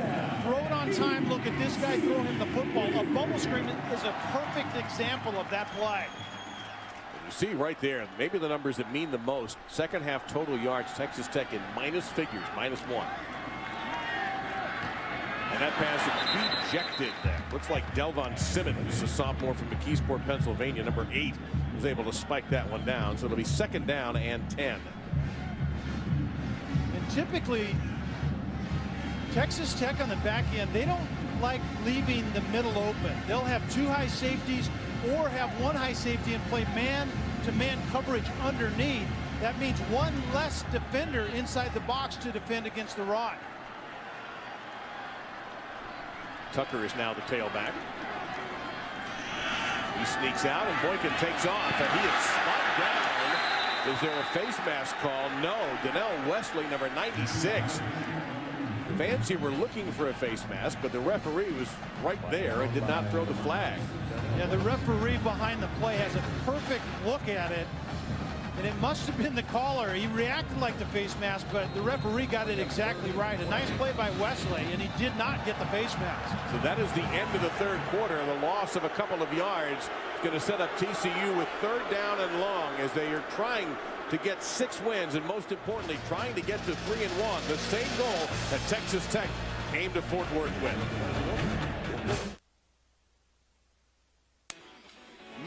has a long history going back to the 20s. Frogs fracturing Texas hopes back in the days of the Southwest Conference, and now both schools in the Big 12 renewing a rivalry. As we said earlier, the best part about this is every year these teams will meet. Nice. Yeah, that's going to be good. What a great thing for TCU, I think, to be in the Big 12. It's good for the conference, of course, and it's great for TCU. Will it be guns up, or will they be fearing the Frog in this fourth quarter?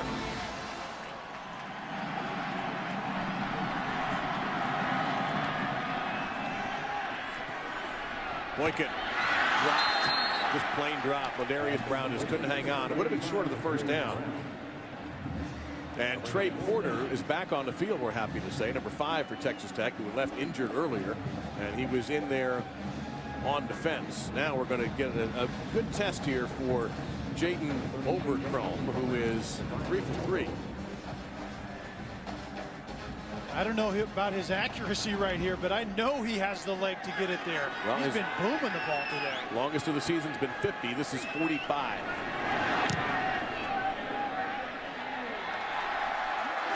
A secret MVP for TCU is the freshman kicker, who is 4 for 4 in field goals.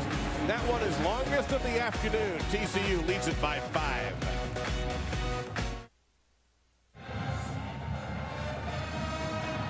And it's guns up for some of the fans here.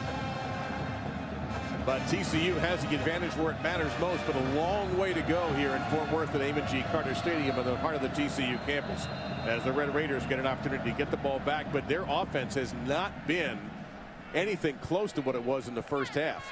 Yeah, they're just one quick strike away, though. I wonder right now if TCU has put too many field goals up on the board and not enough touchdowns. Well, their last 6 possessions, field goal, touchdown, field goal, turnover, field goal, field goal. A lot at stake in this matchup. Once again, Overcrome is going to have the ball held because of the breeze. Once again, he smashes it. And once again, it's a touchback and ball out to the 25-yard line. Let's take a look, Kelly, at our Pacific Life game summary. This Big 12 matchup. See what Boykin has done so far. How would you rate the play of these two quarterbacks? I like the decision making by Boykin. You can see right there, I think the 10 or 15 of 25, he hasn't been exceptionally efficient. The 2 interceptions, one bad throw batted up in the air, the other one misplayed by his receiver. But Dagey right here, you would expect him to get something going, Dagey, but he just does not have the receivers available to him today that he has had in the past. Well, they had stepped up in the first half, but they're missing Jay Samaro, who's out of this game with an injury, and out for the season, Javon Bell and Bradley Marquez. Another thing is TCU has increased the pressure. They go underneath to Stevens, made one nice spin move, and ends up getting just a couple of yards out of that as Davion Pearson, a redshirt freshman from Oklahoma City, makes the stop. It'll be 2nd down and 8. The problem for Texas Tech offensively, they have opportunities, I think, down the field, as we saw in the first half, but they haven't been able to protect long enough to take advantage of it. Well, Texas Tech not able to hit big plays like they did a week ago against West Virginia, where they destroyed the Mountaineer defense. TCU's defense is a lot better. Number 1 against the run in the Big 12, and they have been certainly that today. Now 3rd down and about a yard to go. So here's one of the biggest plays of the game about to come up. And you see Tech trying to run the football a little bit, getting a definite run look out of this front 6 by TCU. And he's going to call it 3rd down and 2. Texas Tech came into the game at 57% 3rd downs. They're 2 of 8 today. They fake the jet sweep motion, and Dagey keeps it and gets the 1st down. Now that was Stevens, pardon me, on the Wildcat, not Dagey. And Dagey will come back on the field now. So a little deception fooled me, and Stevens gets the 1st down. Their first 1st down since the 2nd quarter with 3:41 to go. And the Wildcat is all about creating one more run fit that the defense has to worry about. You take your quarterback that's not going to run it off, and you snap it directly to the guy that's going to run it. Now Dagey back in the game. As hesitating and gets back maybe to the line of scrimmage. But we're starting to see TCU, as James McFarland, number 40, made the stop, put more pressure on Dayton. And they're doing it with 4. And that's exactly what Gary Patterson wants to do. Sometimes they're only using 3, which they're doing right now with only a 3-man line, forcing Daggy to get it down the field in the face of 8 in coverage.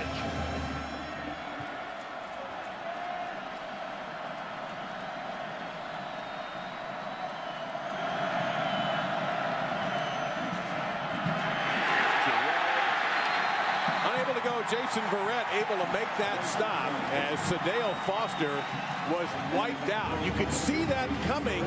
The question was, would Verrett get there before Foster hit the line, and he did. Yeah, it's going to come from here. Verrett just immediately comes off of the edge as soon as he sees run threat.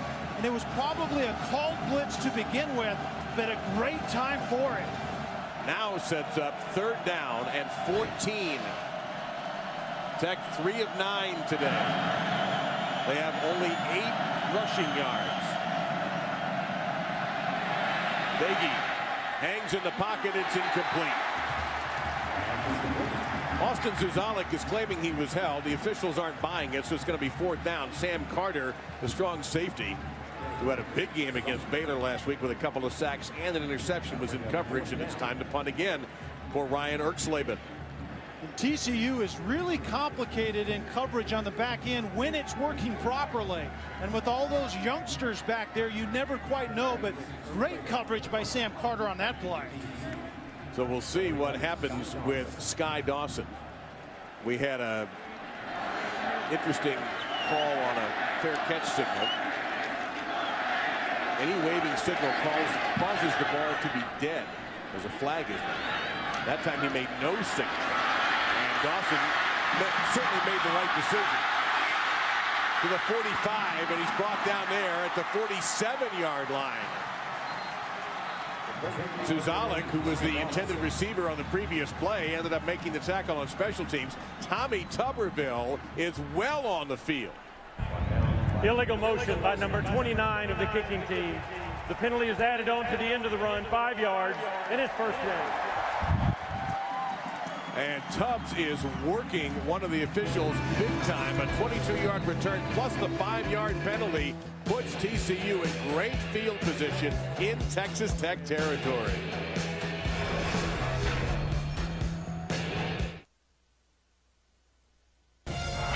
ESPN's College Football on ABC, brought to you by K Jewelers. Every kiss begins with K. The Dr. Pepper tuition giveaway. Learn more at drpepper.com. And Firestone, reminding you that whatever you drive, drive a Firestone. Before a game, not everybody is eating barbecue. There's some other folks who decide to play a little football beforehand. That beautiful EA Sports NCAA Football Challenge. Now, Tommy Tuberville, during the break, was irate with the officials. Kelly, why? Well, the return was to his side, and I think in the replay, there were a couple of questionable non-calls on what he thought were holding penalties, and that's what he just lit the officials up during this entire break. It got to a point, and you may see it here, where they actually had to come out. One of the grad assistants had to come out and pull him back so he wouldn't draw a personal foul flag. So off another great break in field position. There's a tremendous tackle in the backfield by Kerry Hyder for a loss of a couple of yards. It'll be 2nd down and a dozen. And you see Boykin not looking comfortable. He is limping around a little bit, favoring that left side. And you commented earlier, Kelly, a couple of times that he looked a little funny getting up off the pile. Yeah, and that's clear back to the first half. As this game has gone along, he's had to carry the football up into traffic more than once, and that limp seems to be getting more noticeable. See what the call is here on 2nd and a dozen.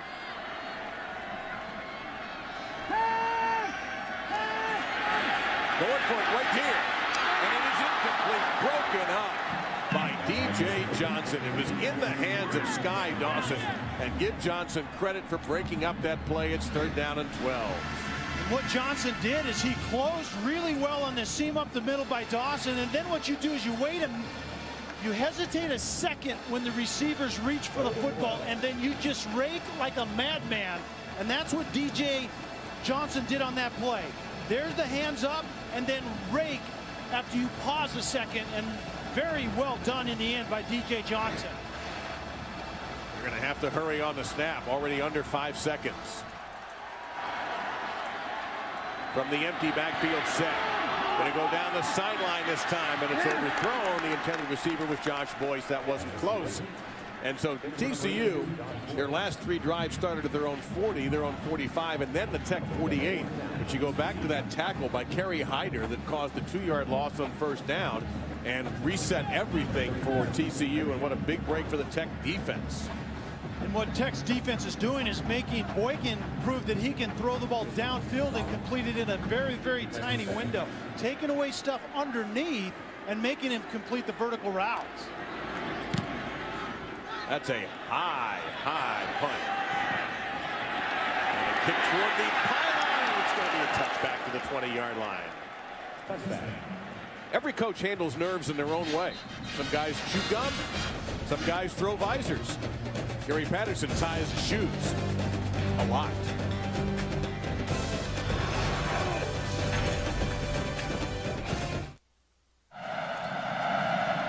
And there's one of the reasons why Texas Tech doesn't have any points in this half, and they trail in this game. The TCU 26-21, and Diggy's on the spot there, though. Nice catch by Austin Zuzalik. But that's 16 plays now, and only 1 first down in this half for the Red Raiders, as we have an injured TCU player back at the 12-yard line. Kelly, explain why Texas Tech has not been able to move the ball nearly as well as they did in the first half. What TCU is doing defensively is they're Texas Tech to string plays together. And Gary Patterson said that they're a type of offense that likes to dink and dunk until they get in plus territory, and then they play jump ball in the end zone. We've already seen that today.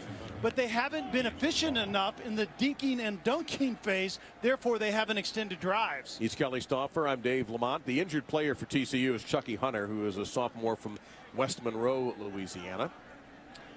And let's get a Sports Center right now from Robert Flores.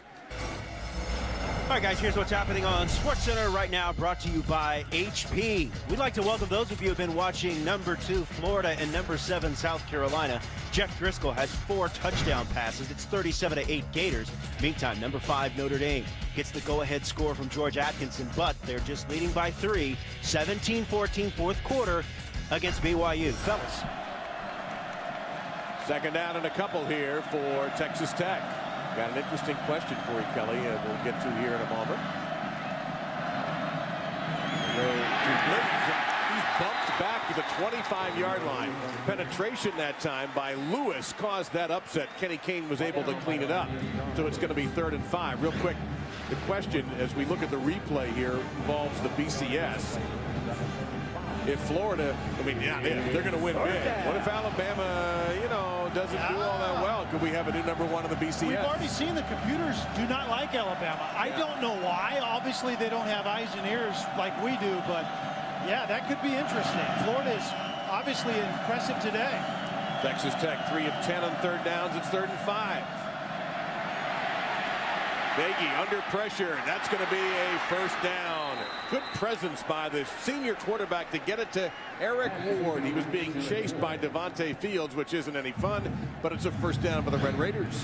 Nagy is not an exceptionally mobile guy. You can see Ward coming all the way across the field underneath, but Nagy moved just a little bit to buy enough time to get that throw off.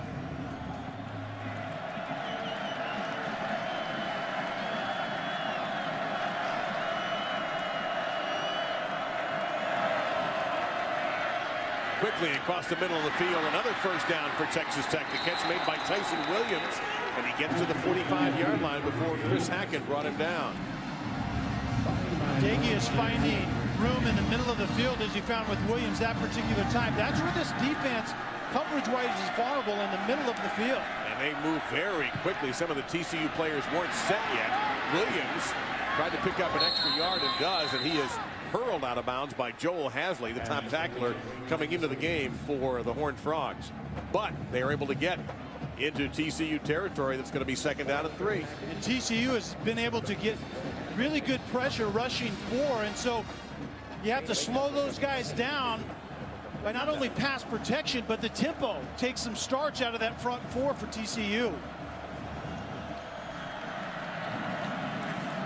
Texas Tech has only 212 total yards in this game. TCU's defense has been tremendous. A hurry here, down to 3. And the offensive coordinator, Neil Brown, a third of the way onto the field. Texas Tech calls their first time out of the half. They have 2 timeouts left, 8:08, and they're down 5, looking at 2nd down and 2. What will Neil Brown call?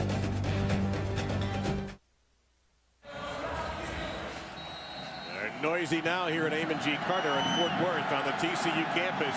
Students and alum and the fans making noise on 2nd and 2. Daggy. That's an unbelievable catch. Gary Patterson says he's out of bounds, and the officials agree. Alex Torres with a beautiful grab, but he's out of bounds. Wide receivers to this side just exchanging positions. Outside comes in. Torres is the inside receiver going out, and I think the officials got it exactly right. That ball was clearly caught out of bounds. And where has Torres been? He had 3 touchdown catches last year against OU in that big upset. We haven't heard from him today until then. This play is going to be reviewed in more detail by our replay group. I'm kind of with you on this one, Kelly. I think he was OB. It's an unbelievable catch. And you brought up Oklahoma a year ago, and here's Texas Tech in almost an identical position. Yeah. What they did to West Virginia last week shook up college football, no question. May have even at least partially shaken the Heisman race.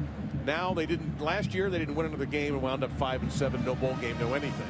Now here they are, fighting for a chance at first place in the Big 12, or to be in position to be in first place in the Big 12. And coming off of a big win. He definitely, there's that elbow again. It's the left elbow this time, but you're exactly right. Now to go back earlier, what we're talking about is there was a replay that was initially called incomplete.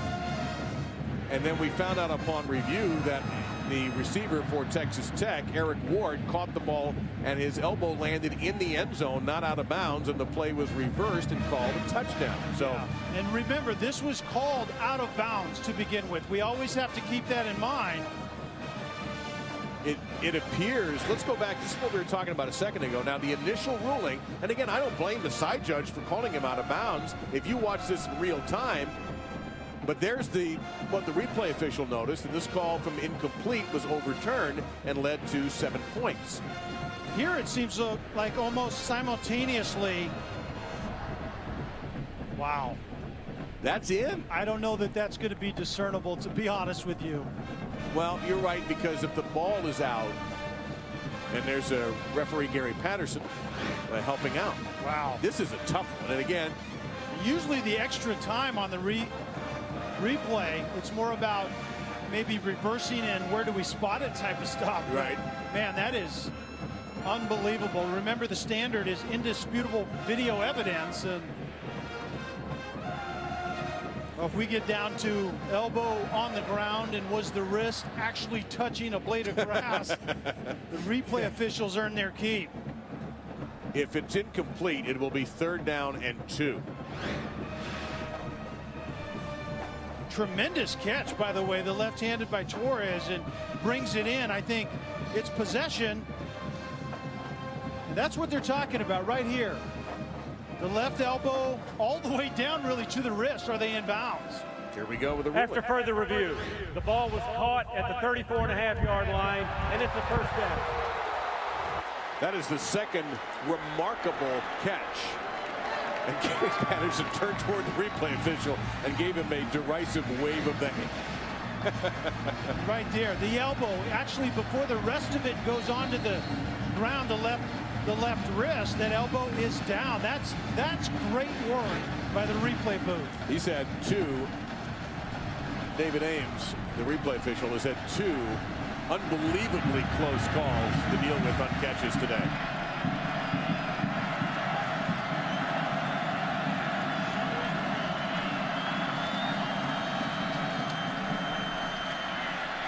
On first down, Dagey wide open, and another first down, and there is Torres making the catch on the other side of the field this time. They're going to mark him down at the 20. There's a flag back at the 45-yard line.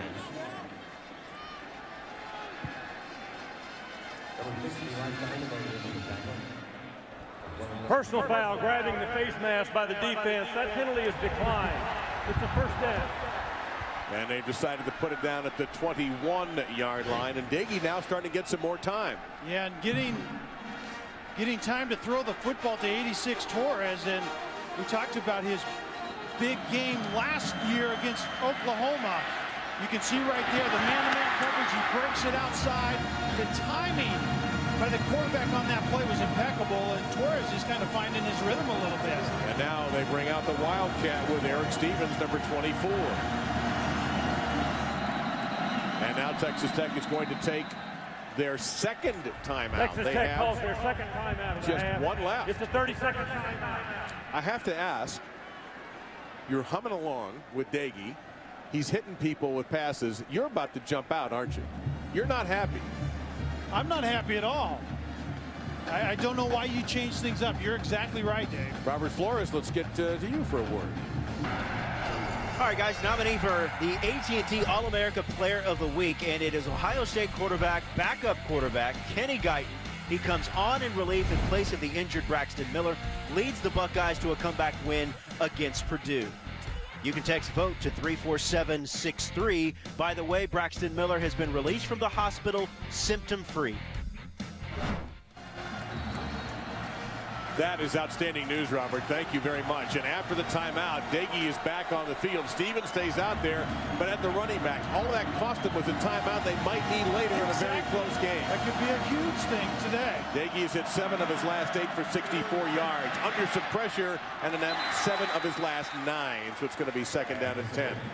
I've got to ask again, Kelly, I'm confused by this, and obviously you know more than I do, and Neil Brown, the offensive coordinator, knows more than I do. I'm just puzzled by why, when things are going good, you would make that kind of a change. And I agree. I don't understand it. I mean, I think sometimes the answer for me is coaches try to outthink themselves, and I think that might have been a very, very good example of it.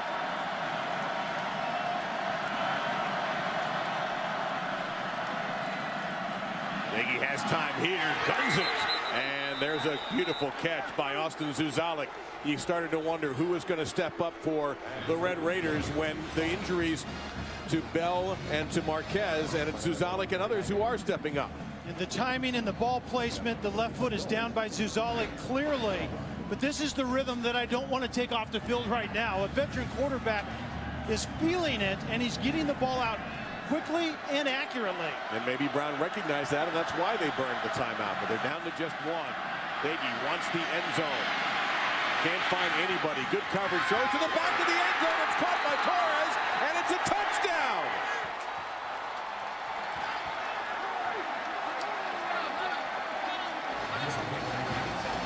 And Texas Tech has retaken the lead. TCU had this very well defended initially, but the lack of pressure allowed the quarterback Dagey to get outside, buy some time, and then Torres, as a veteran receiver does, worked his way back to the back of the end zone, and basically TCU just simply loses him. Now, Seth Dagey staying on the field. Yeah. Do you like this idea of going for 2? I don't know that I like it right here. I think there's... You go up 3 if you make it. Yeah, I think you're right, but I'm not exactly sure. There's going to be more football played. I don't think you do it right here. And this is not going to count because Tommy Tuberville came out and called the final timeout. Yeah, I think there's certainly some second guessing going. Texas Tech calls their final timeout of the half. Going on the sidelines for Texas Tech. I just don't think you make the decision right now. Can I offer up this idea? Yeah, let's hear that. Can you make the decision a couple of plays beforehand? Here's what I'm saying.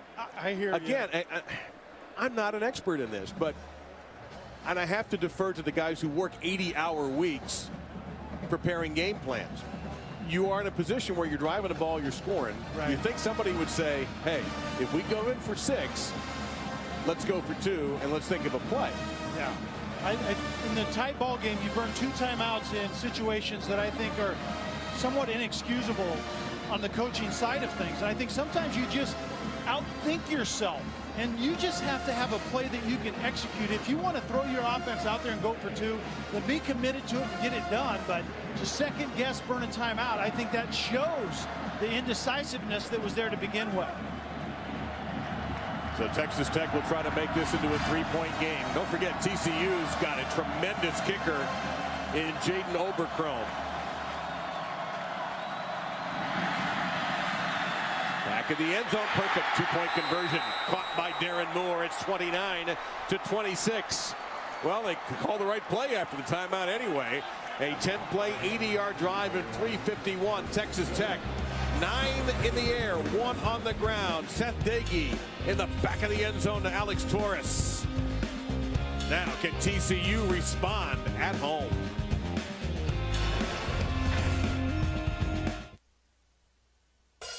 Texas Tech is on the rise.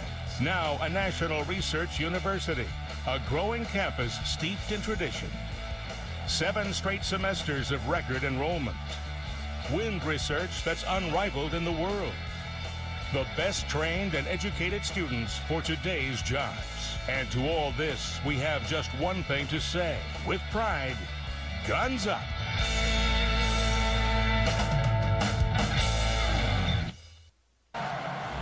This has been a back-and-forth football game. The largest lead for either team has been TCU on 17-7. And for a while, Texas Tech's offense was going nowhere. Third quarter, they did nothing. Now in this fourth quarter, they put together a beautiful 10-play, 80-yard drive, and they do it primarily in the air, Kelly. Now it's up to the number 4 defense in the nation coming into the game to do something about it. Here's Sky Dawson trying to get to the edge, but they're waiting for him, and he slipped at the 15-yard line. He'll get to the 16, and that's going to be it. Bad field position for TCU. Let's take a look at the senior, Seth Dagey. Dagey certainly has found his rhythm in the second half, and really on this last drive. He's moving well. He's seeing it well. You can tell the ball is coming out on time. He's finding Torres also that isn't a bad decision as well. And then Darren Moore for the two-pointer in the back of the end zone.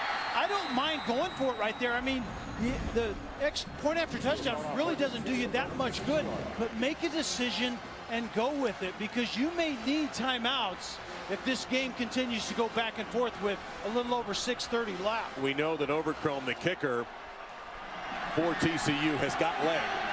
He's made 1 from 50 this season. Today his longest has been 45 of 4 field goals, and that's gunned incomplete. It'll be 2nd down and 10. So now this is something that Ravon Boykin didn't have to do last week. They got out on Baylor in the second half and blew the Bears out. Now he's got, in just his 3rd start, has to take his team from behind against a good defense. Yeah, a huge game in conference in front of a huge crowd, and it's a big moment for that young man. And you're right, that throw didn't look like he was comfortable. You can run the ball, you know. It's not like they haven't had some success. They have 159 rushing yards. The moment the backfield is empty now, they trot cattle on back there. And that's where they go. And they'll get a couple, and that's going to be about it. Brought down by Jackson Richards, number 43. So here comes a 3rd and long. This is about the worst starting position. In fact, this is the poorest starting position that TCU has had. Here's a huge 3rd down. Yeah, and what Boykin has to understand, you can see right there at 3rd down last week against Baylor, he was unbelievable, but they don't have to win the game on this play. So if it's there, try to convert. If it's not, don't put your team in a bad situation.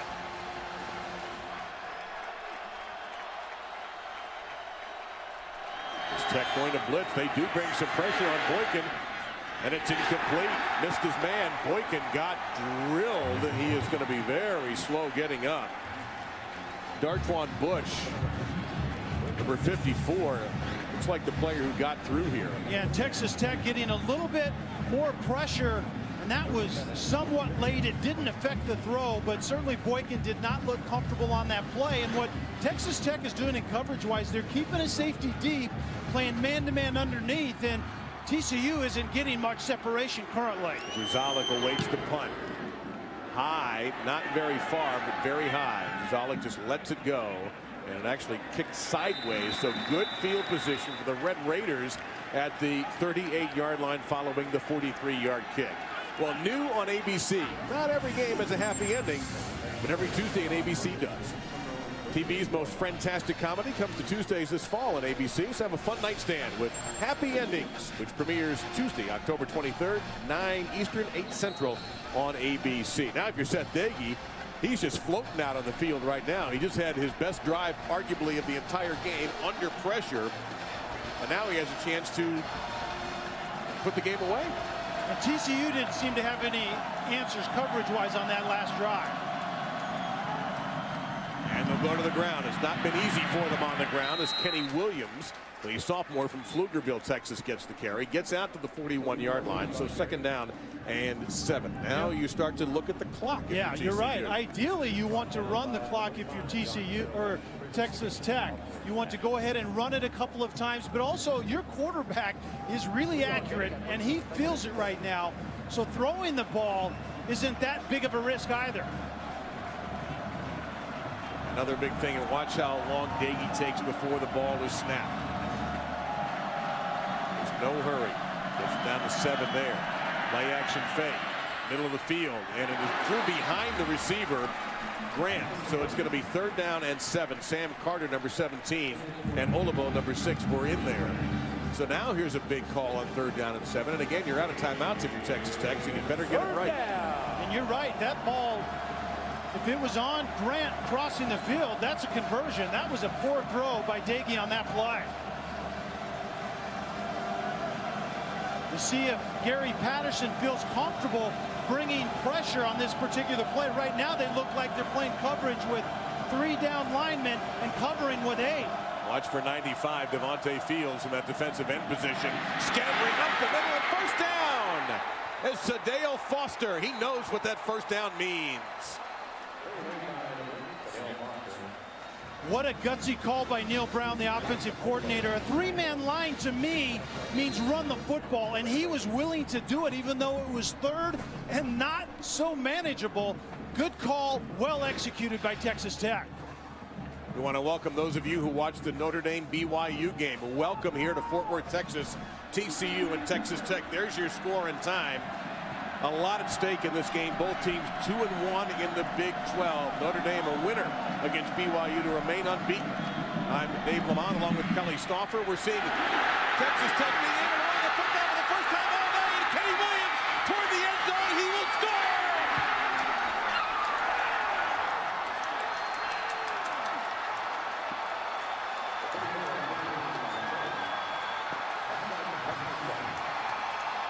A 47-yard run by Kenny Williams, and Tech has their largest lead of the game.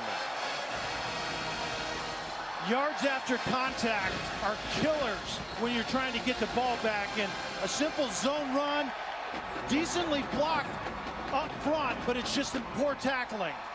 And that is the #1 tackler, Joel Hazley, who surprisingly missed that tackle. Exactly. He's been good today. That was not a great effort. So Texas Tech trying to avoid what happened to them last year when they won a big game in the middle of the season and didn't finish well. This is finishing well. The sophomore from Pflugerville. Now, can TCU respond and quickly?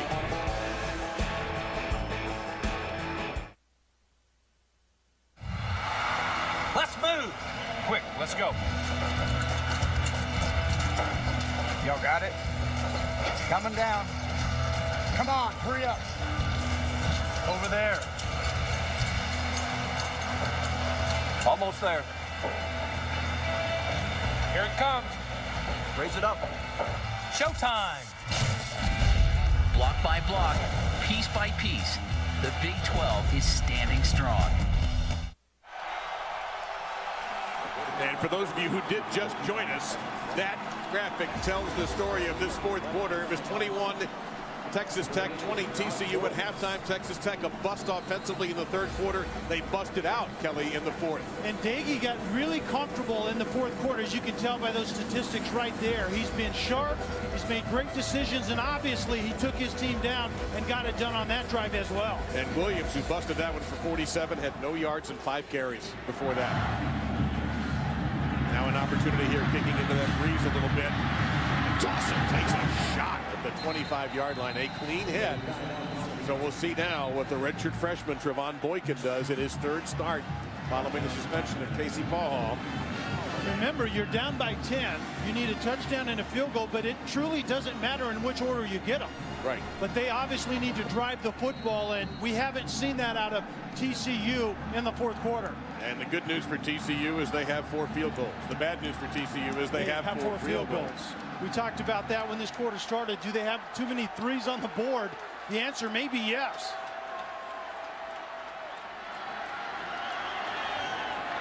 Boykin juggling. Finds his man. He came back away from the first down. Kelly, this has to drive you nuts, having played the position at a high level as you did. Sky Dawson had the first down. Yeah, but he had to come back for the football to catch the football. I don't really mind that, especially in this situation, but you're exactly right. It would be nice to be converting on that particular play. So it's second down and a yard to go. The down marker says first, but it's actually second. And it's going to be third down.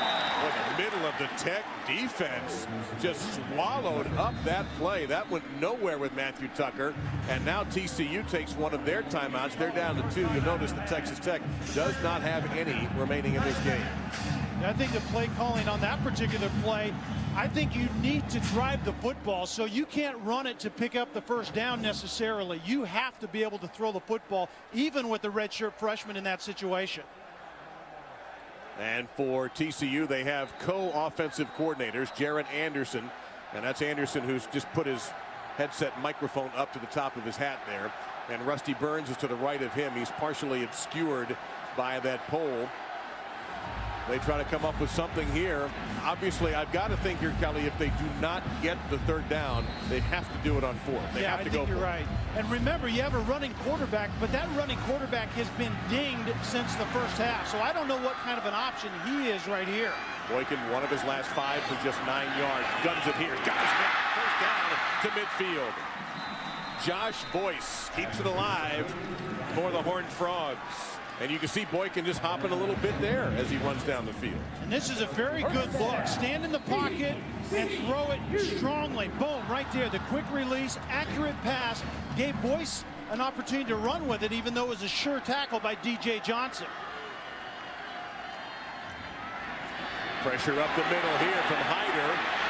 Great job. Flag down. Boykin got a block and then lost his footing at the 45-yard line. But is there going to be a holding penalty on TCU? Holding, number 75 of the offense.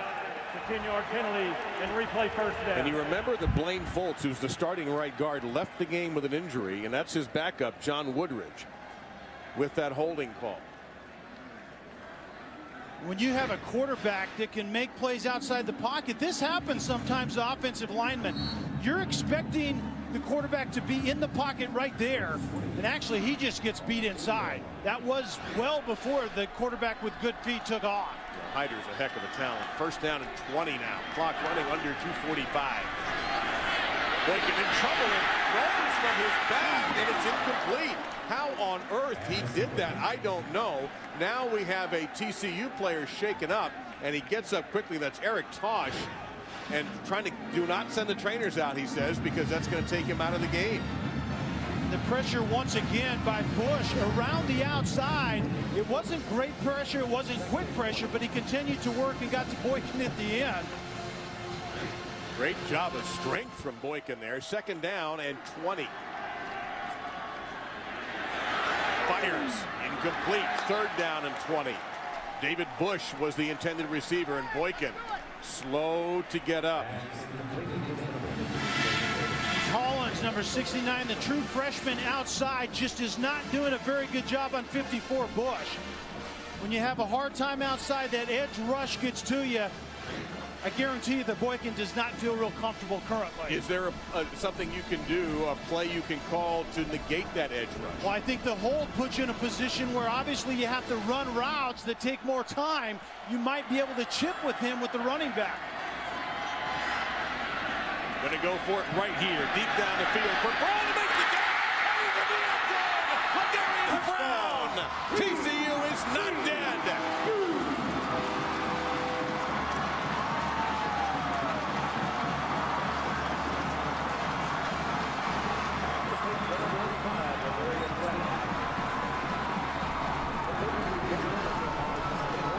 60 yards.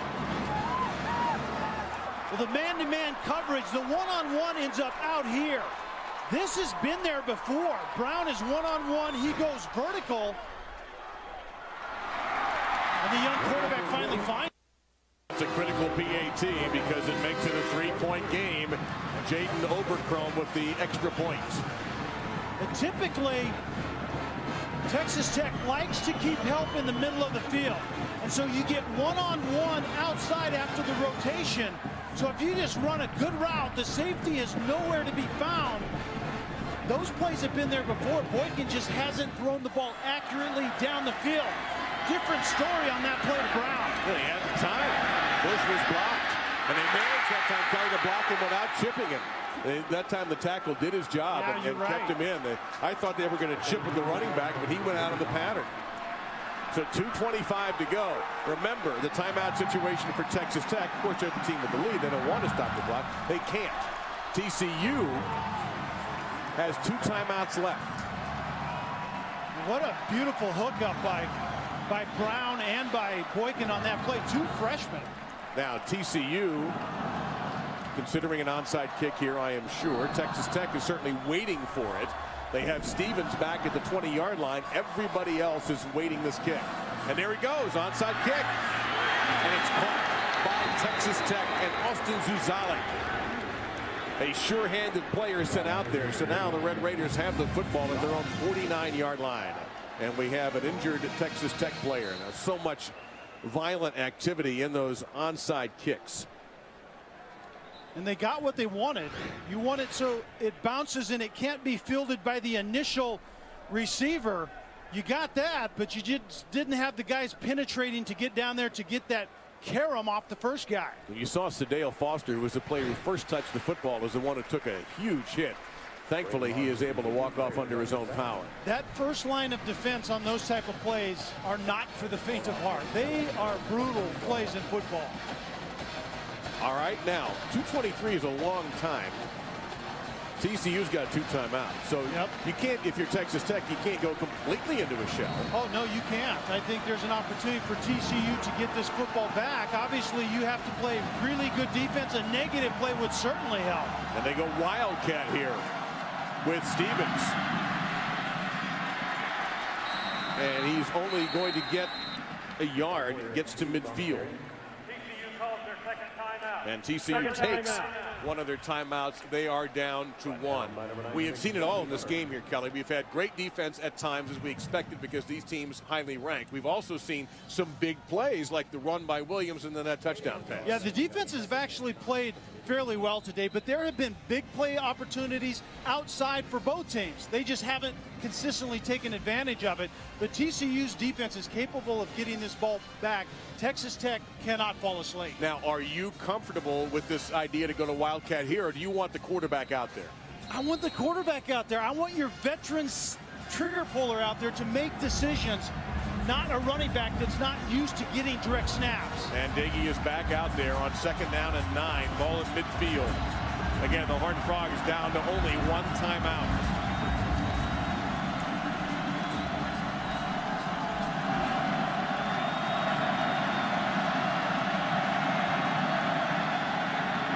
Stevenson, it's a couple. It's going to be 3rd down and 7. And there's the last timeout for Gary Patterson. So let's visit with Robert Flores. Neither Robert team has a timeout remaining. All right, guys, coming up on ABC, it is primetime football. Some of you will see number 25, Texas host Baylor, as the Bears look for a 3rd consecutive win against Mac Brown's team. Others will see E.J. Manuel and Florida State renew their rivalry with Miami. It's coming up 8 Eastern, 5 Pacific on ABC. Guys?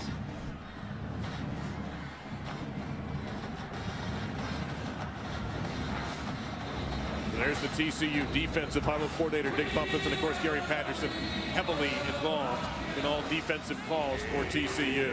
Obviously, you're going to have to play tight coverage. You have a veteran quarterback in Diggy. You would expect him to certainly throw the football right here. We'd like to welcome those of you who just watched USF in Louisville. Welcome to Fort Worth, and they're waiting 2-12 of this Big 12 battle. It's going to be 4th down, and TCU will have to give up the football here with 2 minutes and 6 seconds and counting.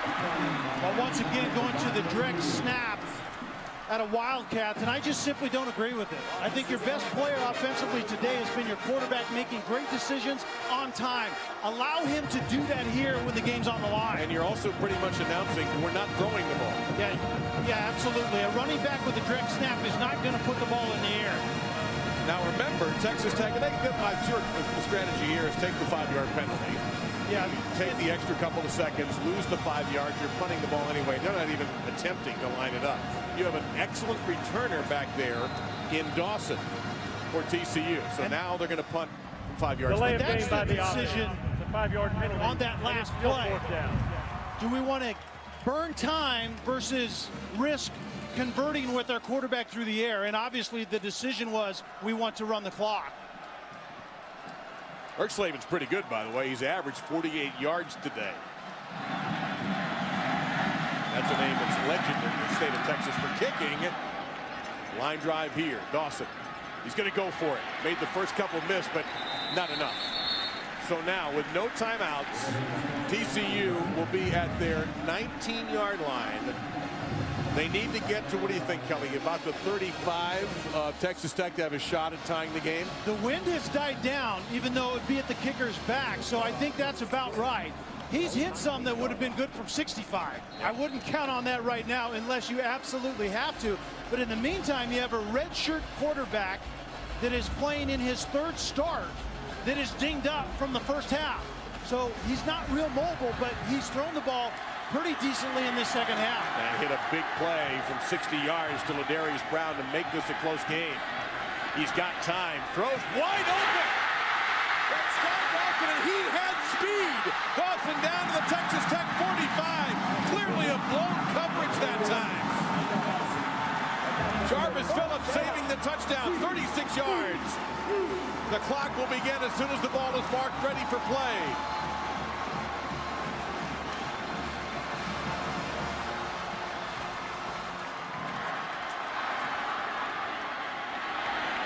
Bush putting on pressure, going to go to the sideline, out of bounds at the 39-yard line.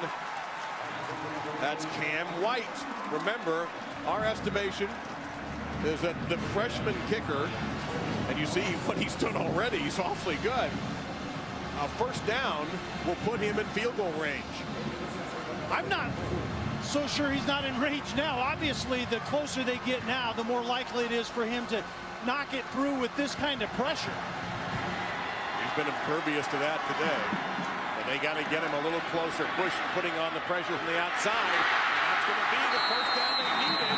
Out of bounds at the 29-yard line. Gary Patterson screaming at him to spike the football. 50 seconds remaining. Brown made that catch, and there's the spike, stopping it with 47 seconds remaining. It's 2nd down and 10. How well has the redshirt freshman quarterback executed in this situation? It's been unbelievably good. Now, here's the other thing.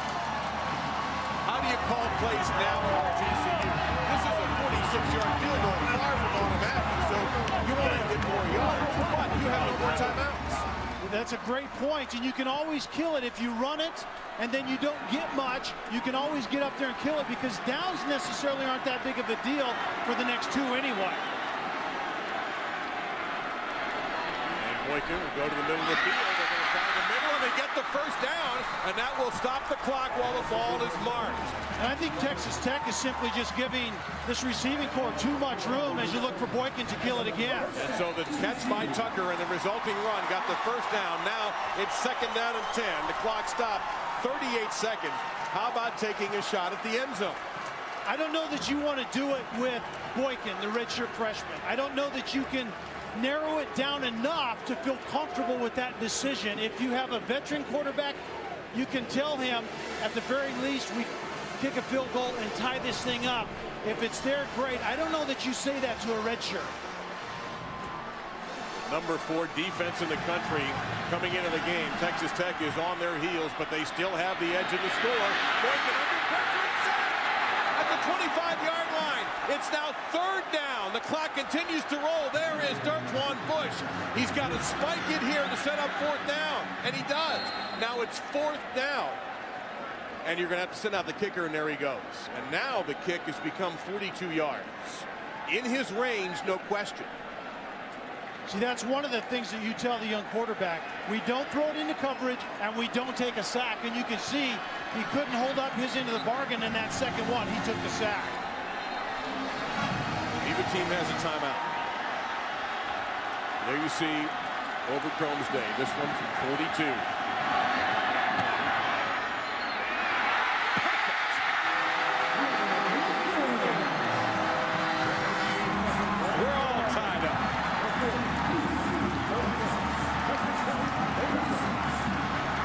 Would have been good from 52.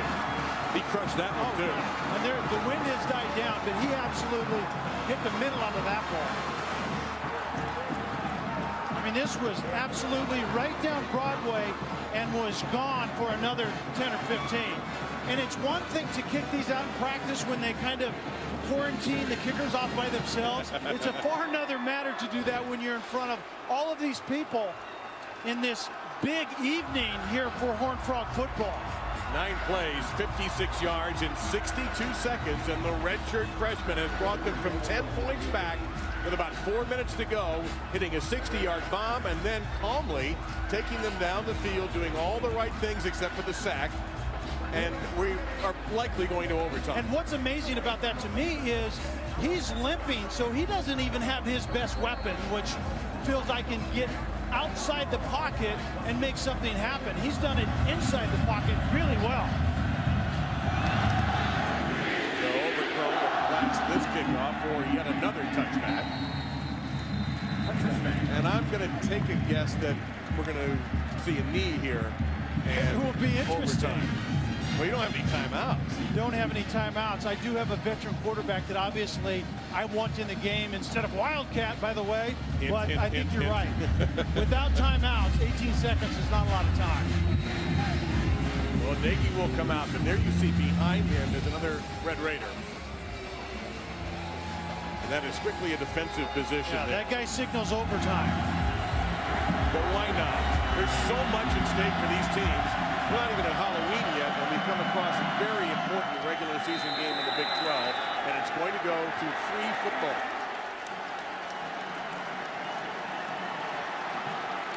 Both these teams 2-1 in the Big 12. You know what Texas Tech did last week, shook up the game. TCU trying to shake up a brand new conference. It seems like they're in a conference every other year. They're in one where they're very comfortable and very happy, and they might be 3-1. Or will it be the Red Raiders? OT is next.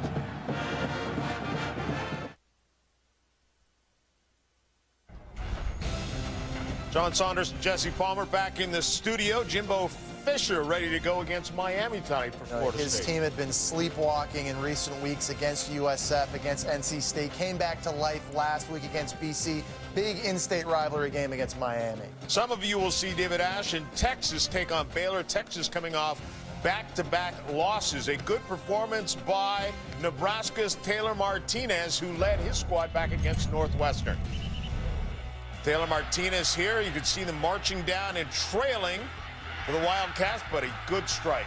Very improved passing game this year. Taylor Martinez mechanics. Ben Cotton on the receiving end of that score, a tight end. Northwestern, though, with one last chance on the field goal.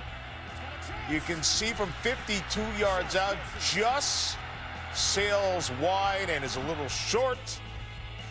Bo Pelini has a victory, 29-28. Right now, let's take it back to overtime, TCU and Texas Tech. Here we are, overtime about to begin. Texas Tech had a 36-26 lead. Just a couple of minutes to go, about 3 in the fourth quarter, and TCU comes back. It's more like 4. And now we're looking at overtime for Gary Patterson's Horned Frogs and Tommy Tuberville's Red Raiders. Let's review the rules before we find out who's going to get the football first. You have, of course, the coin toss. Each team gets one possession from the 25-yard line until we decide a winner.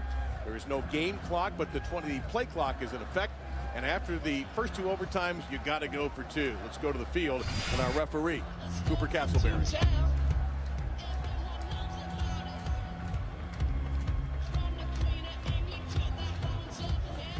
Interesting that Michael Brewer, the redshirt freshman quarterback, was out there for Texas Tech. His first look at the field today. Josh Boyce for TCU. Nothing carries over. You can't accumulate it.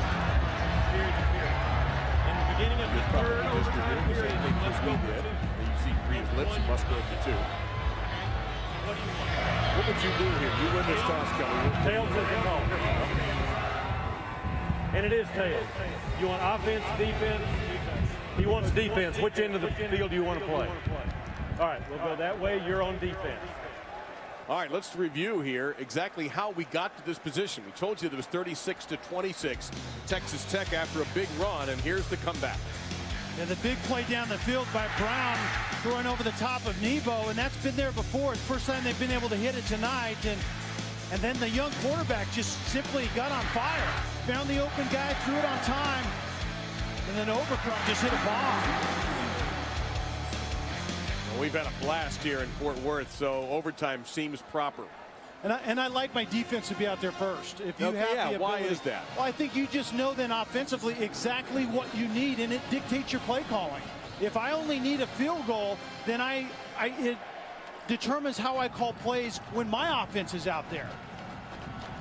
There you see the overtime record, 5-4 for Texas Tech. TCU was at 5-6. Boykin now 22 of 38, 307, 2 touchdowns, 2 interceptions. Gary Patterson is out there saying we actually wanted to defend the other end of the field. I thought that Boyce pointed to our left. I think you're right. We can have replays of the coin flip. Wouldn't that be something? We will play at this end of the field. Wow, Gary says, no, I want to play headed toward my office.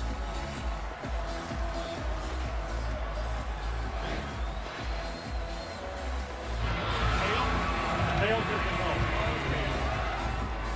And it is tails. You want offense, defense? He wants defense. Which end of the field do you want to play? All right, we'll go that way. You're on defense. Yeah, Boyce seemed to point to the other end of the field, but Gary Patterson wants to go, eventually Texas Tech's offense to go into this mass of purple down here on the other end of the field. There's much more red at the other end. And including the Texas Tech band. Boyce clearly pointed the other direction, however. Yes, he did. All right, overtime underway. And they go on the ground with Matthew Tucker, and he gets inside the 15 to the 11-yard line. A 14-yard gain to start. Eugene Nebo on the stop. And if I was Texas Tech defensively, I would make Boykin prove that he's a ball carrier in this situation. The quarterback zone read means nothing unless my quarterback is a viable option to run. I don't think number 2 is right now. He's been beat up all day today. Boykin has been limping around at times starting in the first quarter. That was hours ago.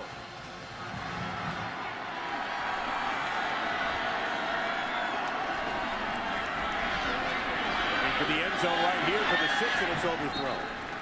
2nd and 10.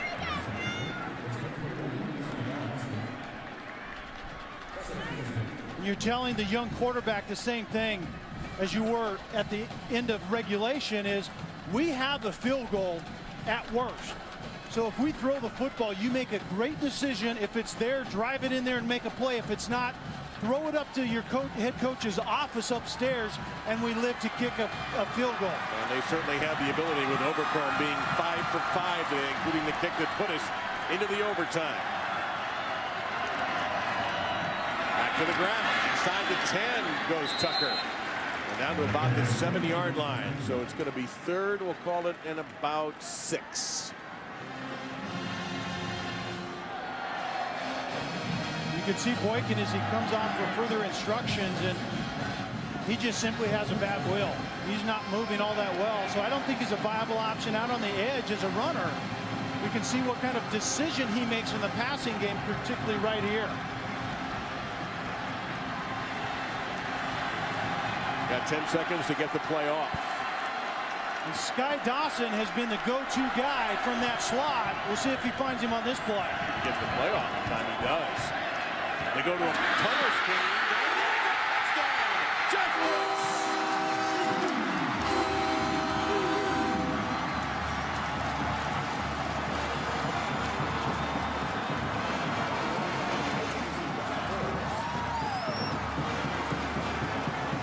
you said you like to go second. Now Texas Tech knows what they have to do.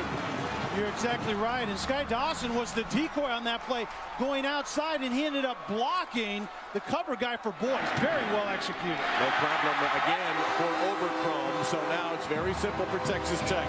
7 or you go home a loser. Boyce is going to come inside on the screen, and you can see number 11, Sky Dawson, acts as if he's going outside to run a route, but what he's going outside to do is block the cover guy of Boyce. Very well disguised and very well executed by Boyce and Sky Dawson. I'm going to go out on a limb here and say we're not going to see the Wildcat in overtime. If we see the Wildcat on any play in overtime, you might have to prevent me from jumping out of this booth. Keep your trigger puller on the field. And he is, Seth Doege. The senior is thrown for 254 yards and 4 touchdown passes. There's out of the flat. Catch made by Stevens. He'll get inside the 20, and a good start there, too. That's a 7-yard pickup. 2nd down and 3. Jason Verrett, number 2, on the stop for TCU. And a good start because of a great decision by your quarterback. The motion showed him what the coverage was. He knew he had an outlet outside, and at the end of the day, that's exactly where he went, to Stevens sitting outside the hash. They substitute Sadale Foster, number 8 at the tailback position.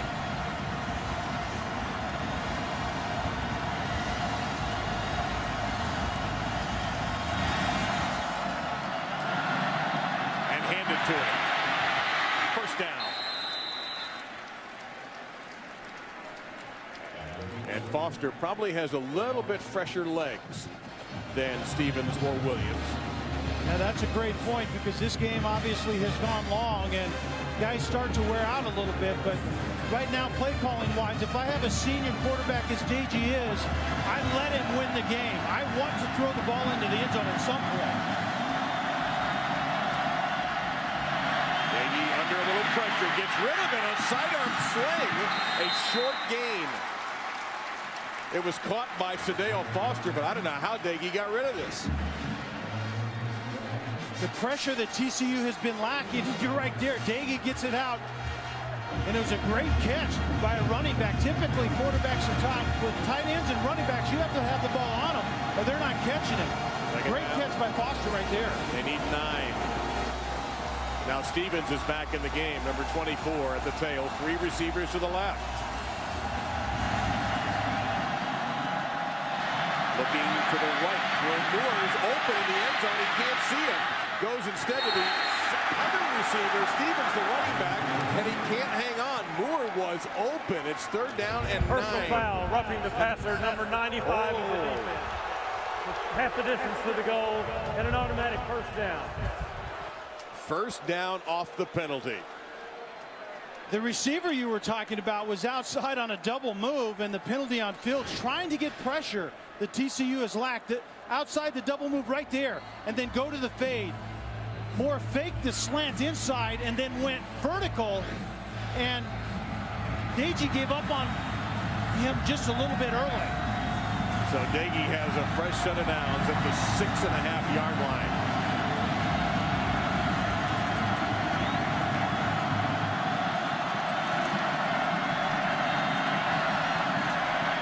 For the slant, throws the fade instead. Live hand fighting. Is there a flag, or is it a touchdown?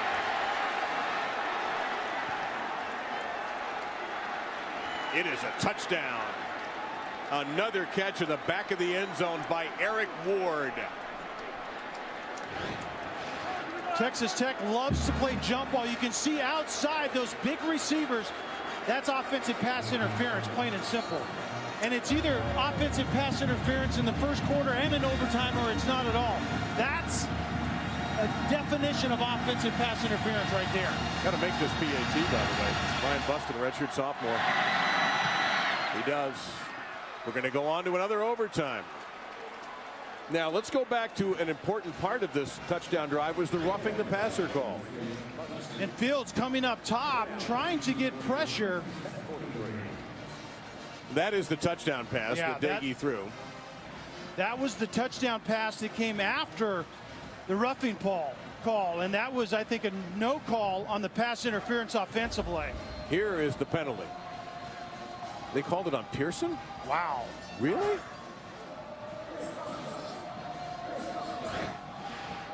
Yeah, I can't even explain that one. That extended a drive.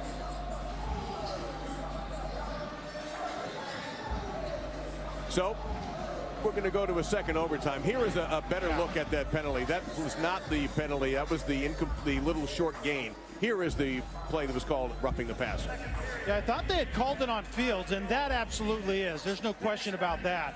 The confusing part, I thought they said Fields. That's the play. The ball was gone, even though the defensive end may not see it. We're laughing because that's about the 50th time that Gary Patterson has tied his shoes today in the game. Now let's go to the other end of the field.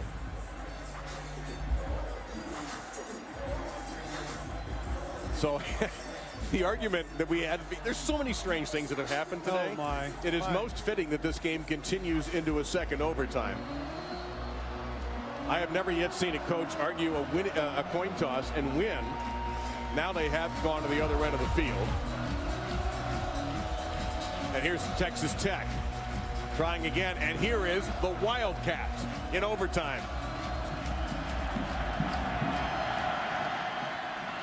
And they go for a trick play. Dagey, he's going to get the 5.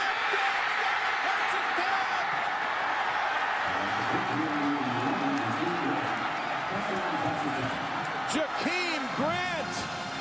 And they had a play for the Wildcat in overtime. Good thing you stayed in the booth.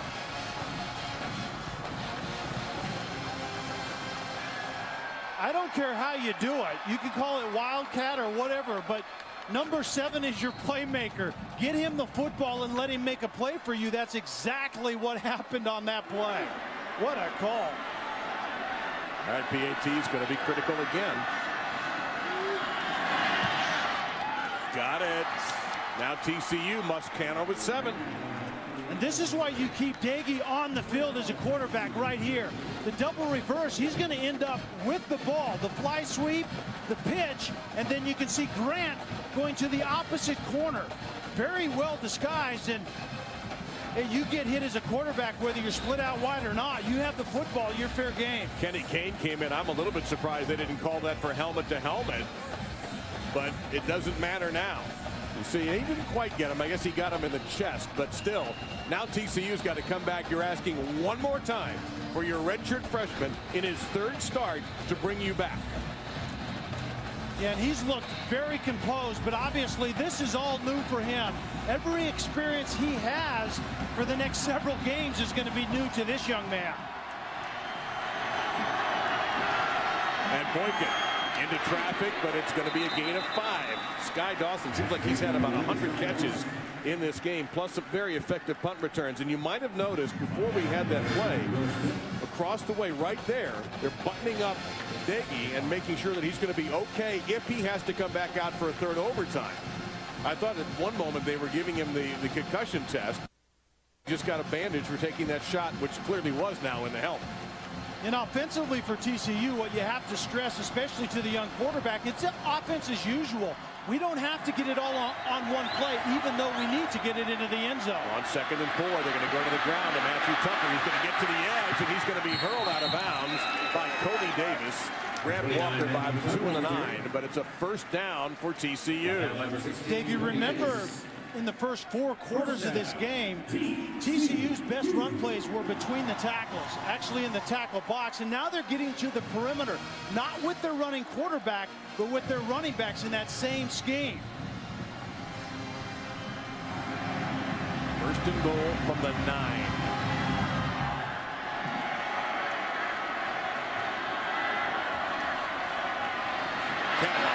Hit at the 7. And you see once again 16 Davis in there. He claims he has the football. He had some help that time from Will Smith as well, who's played a good game at that middle linebacker position. So I think those safeties that want to run support are the guys that you have to target. Even deep in the red zone, those guys can be influenced with play action passes and get someone in behind them at the back of the end zone. 2nd and goal from the 7-yard line. Our 2nd overtime. All touchdowns so far. And TCU needs to do it again.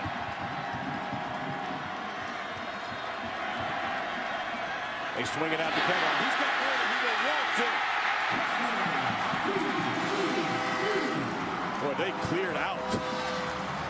outside for him. That looked easy. And now the PAT is all important for Oberkrom. That's the beauty of getting man-to-man coverage. Your receivers run everyone off, and nobody was there to take the running back.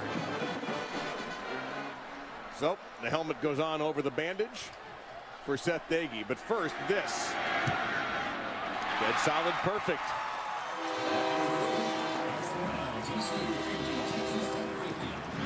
Well, TCU knows they're getting man-to-man defense out of Tech down here. Typically, the running back would stand and protect. Release him and see if anyone has him in coverage, and the answer is not quite soon enough. Very well executed by TCU. Well, as we keep walking back to the other ends, I'm sure the officials aren't real happy about this. From here on in, by the way, no more kicked extra points. You must go for 2 if you score the touchdown. Yeah, you can try a field goal if you have to, but you must try for 2. There's that last. Thank you, Kelly, for checking that off. So we've already reached that point. And we've already seen Texas Tech's willingness to go for 2, so they obviously have some plays in reserve, and every team does. If we're in this situation, what's our best call when we need a 2-point conversion? Both teams TCU have has that. elected to play at this end of the field. Okay, they can do that. Neither team has ever gone this far in their histories in overtime. 3 overtimes. When you get to this point where you're playing so much ball, you talk about attrition, both mentally and physically. Can the guys hold up, and can they carry out their assignments the way they were in the first 4 quarters? I think Coach Patterson might get hydrated himself.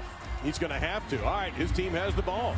One more time with Boykin. Tucker in motion. Now he pulls up. And back to Tucker they go, and he is smothered for no gain. Now, we've had great play on first downs in this overtime, except that one right there is the first time that a first down play on the first play of the overtime period didn't work. Jackson Richards on the stop. Well, that's a great point, because when you aren't successful on first down in this situation, all of the pressure transfers to a young redshirt freshman quarterback trying to get it done in a big moment. You do have a great kicker who's made 5 field goals, but do you really want to settle an overtime game with a field goal?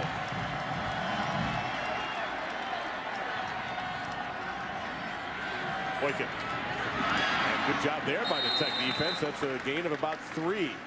Catch made by Josh Boyce. Now you got 3rd down, and they're going to give him 4 yards, 3rd and 6. And you're back to, how do we teach the redshirt freshman quarterback in this moment, who's hobbled himself? And it's about decision making down here. At worst, we kick a field goal. If it's there, make a play. If it's not, put it on the fellow freshman kicker. Different formation this time, Kelly. They have an empty backfield, 2 receivers to the short side of the field, 3 to the left of the QB. Guns it. Route was jumped by Cody Davis, who almost intercepted it. And here he comes, Jaden Oberkrom. And the out receiver running the out route right there, and the throw was just simply late. That was Tucker from the slot position. It was the right guy. It just needed to come out about 1.5 seconds earlier. Oberkrom hasn't missed a kick today. From 38. This guy is as cool as that cryogenic sauna they have here, which stands as a modern hot tub, or cold tub, I should say.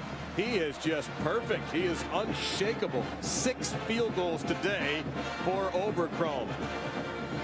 A while back, when we started this game, we mentioned the significance of this game. At stake, right? Yes, in the Big 12, you bet. The winner of this game is going to be 3-1 in the Big 12. There they are, right below Kansas State. They're a little busy tonight, too, by the way. The loser is going to drop to 2-2 in the conference, and most likely, realistically, you're not going to win the conference with 2 losses this year in the Big 12. Additionally, both teams have some tough games left. They may end up fighting for bowl eligibility. So there's a lot at stake for a mid to late October game. Now, Texas Tech, a touchdown will win it.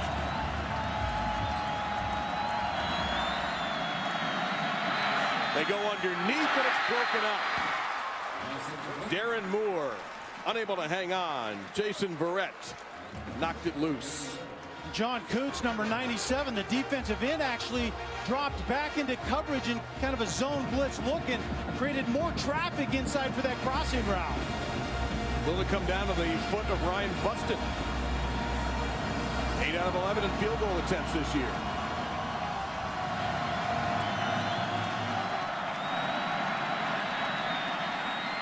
Moore, he is a physical receiver. His hands seem like they're always on the defender. Makes that catch inside the 10 to the 8. And the back shoulder fade that is so difficult to defend. Jason Verrett, number 2, has great man-to-man coverage all the way outside, but throw behind on that back number, and Moore is a physical guy that can just basically box out and get the football. Well, you got 3 cracks to win the game before you try the field goal. Daggy. 2 cracks to win the game before you try the field goal. Knocked down by Devontae Fields. And remember, Diggy is only 6'1", at least it says in the program. Wink, wink, wink. And I think if you're too tired to get pressure on this quarterback here, get push and hold your hands up and form a picket fence on the end zone line and make it difficult for him to find a window to throw in and throw through. They bring pressure from the edge. Daggy to the end zone, and it is caught! Touchdown! Texas Tech has won it!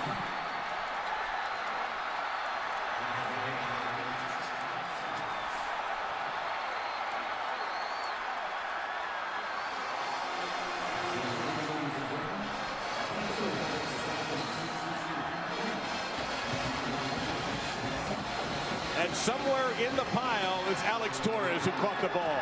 You're going to get pressure here, and so Kenny Kane standing there is the man on the island as the route goes in behind him. You can see the step forward is all the room that's needed for quarterback to find receiver. We've seen this 3 times, and all 3 times it's ended up in the end zone. And well, you remember what you said a big play several hours ago when we started? Where's Alex Torres been today? He had that big game against Oklahoma last year. Well, he ends up coming up big, getting the winning touchdown here. Well, he not only didn't get a touch until the deep in the 4th quarter, he didn't even get looked at until deep in the 4th quarter. But there's something between the quarterback Daggy and Torres that they hook up when it's go time. What a spectacular football game this was in 3 overtimes. Torres with 2 touchdowns. You had Oberchrome with a school record of 6 field goals in the game. And for TCU, a bitter loss, and they have a evil crunch of their schedule coming up next against some of the best teams in the country. Well, Texas Tech gets their 6th win and goes to 3-1 in the Big 12. We thank you for joining us. It was a spectacular day in Fort Worth. Now, let's throw it from Fort Worth to our studio. Good night.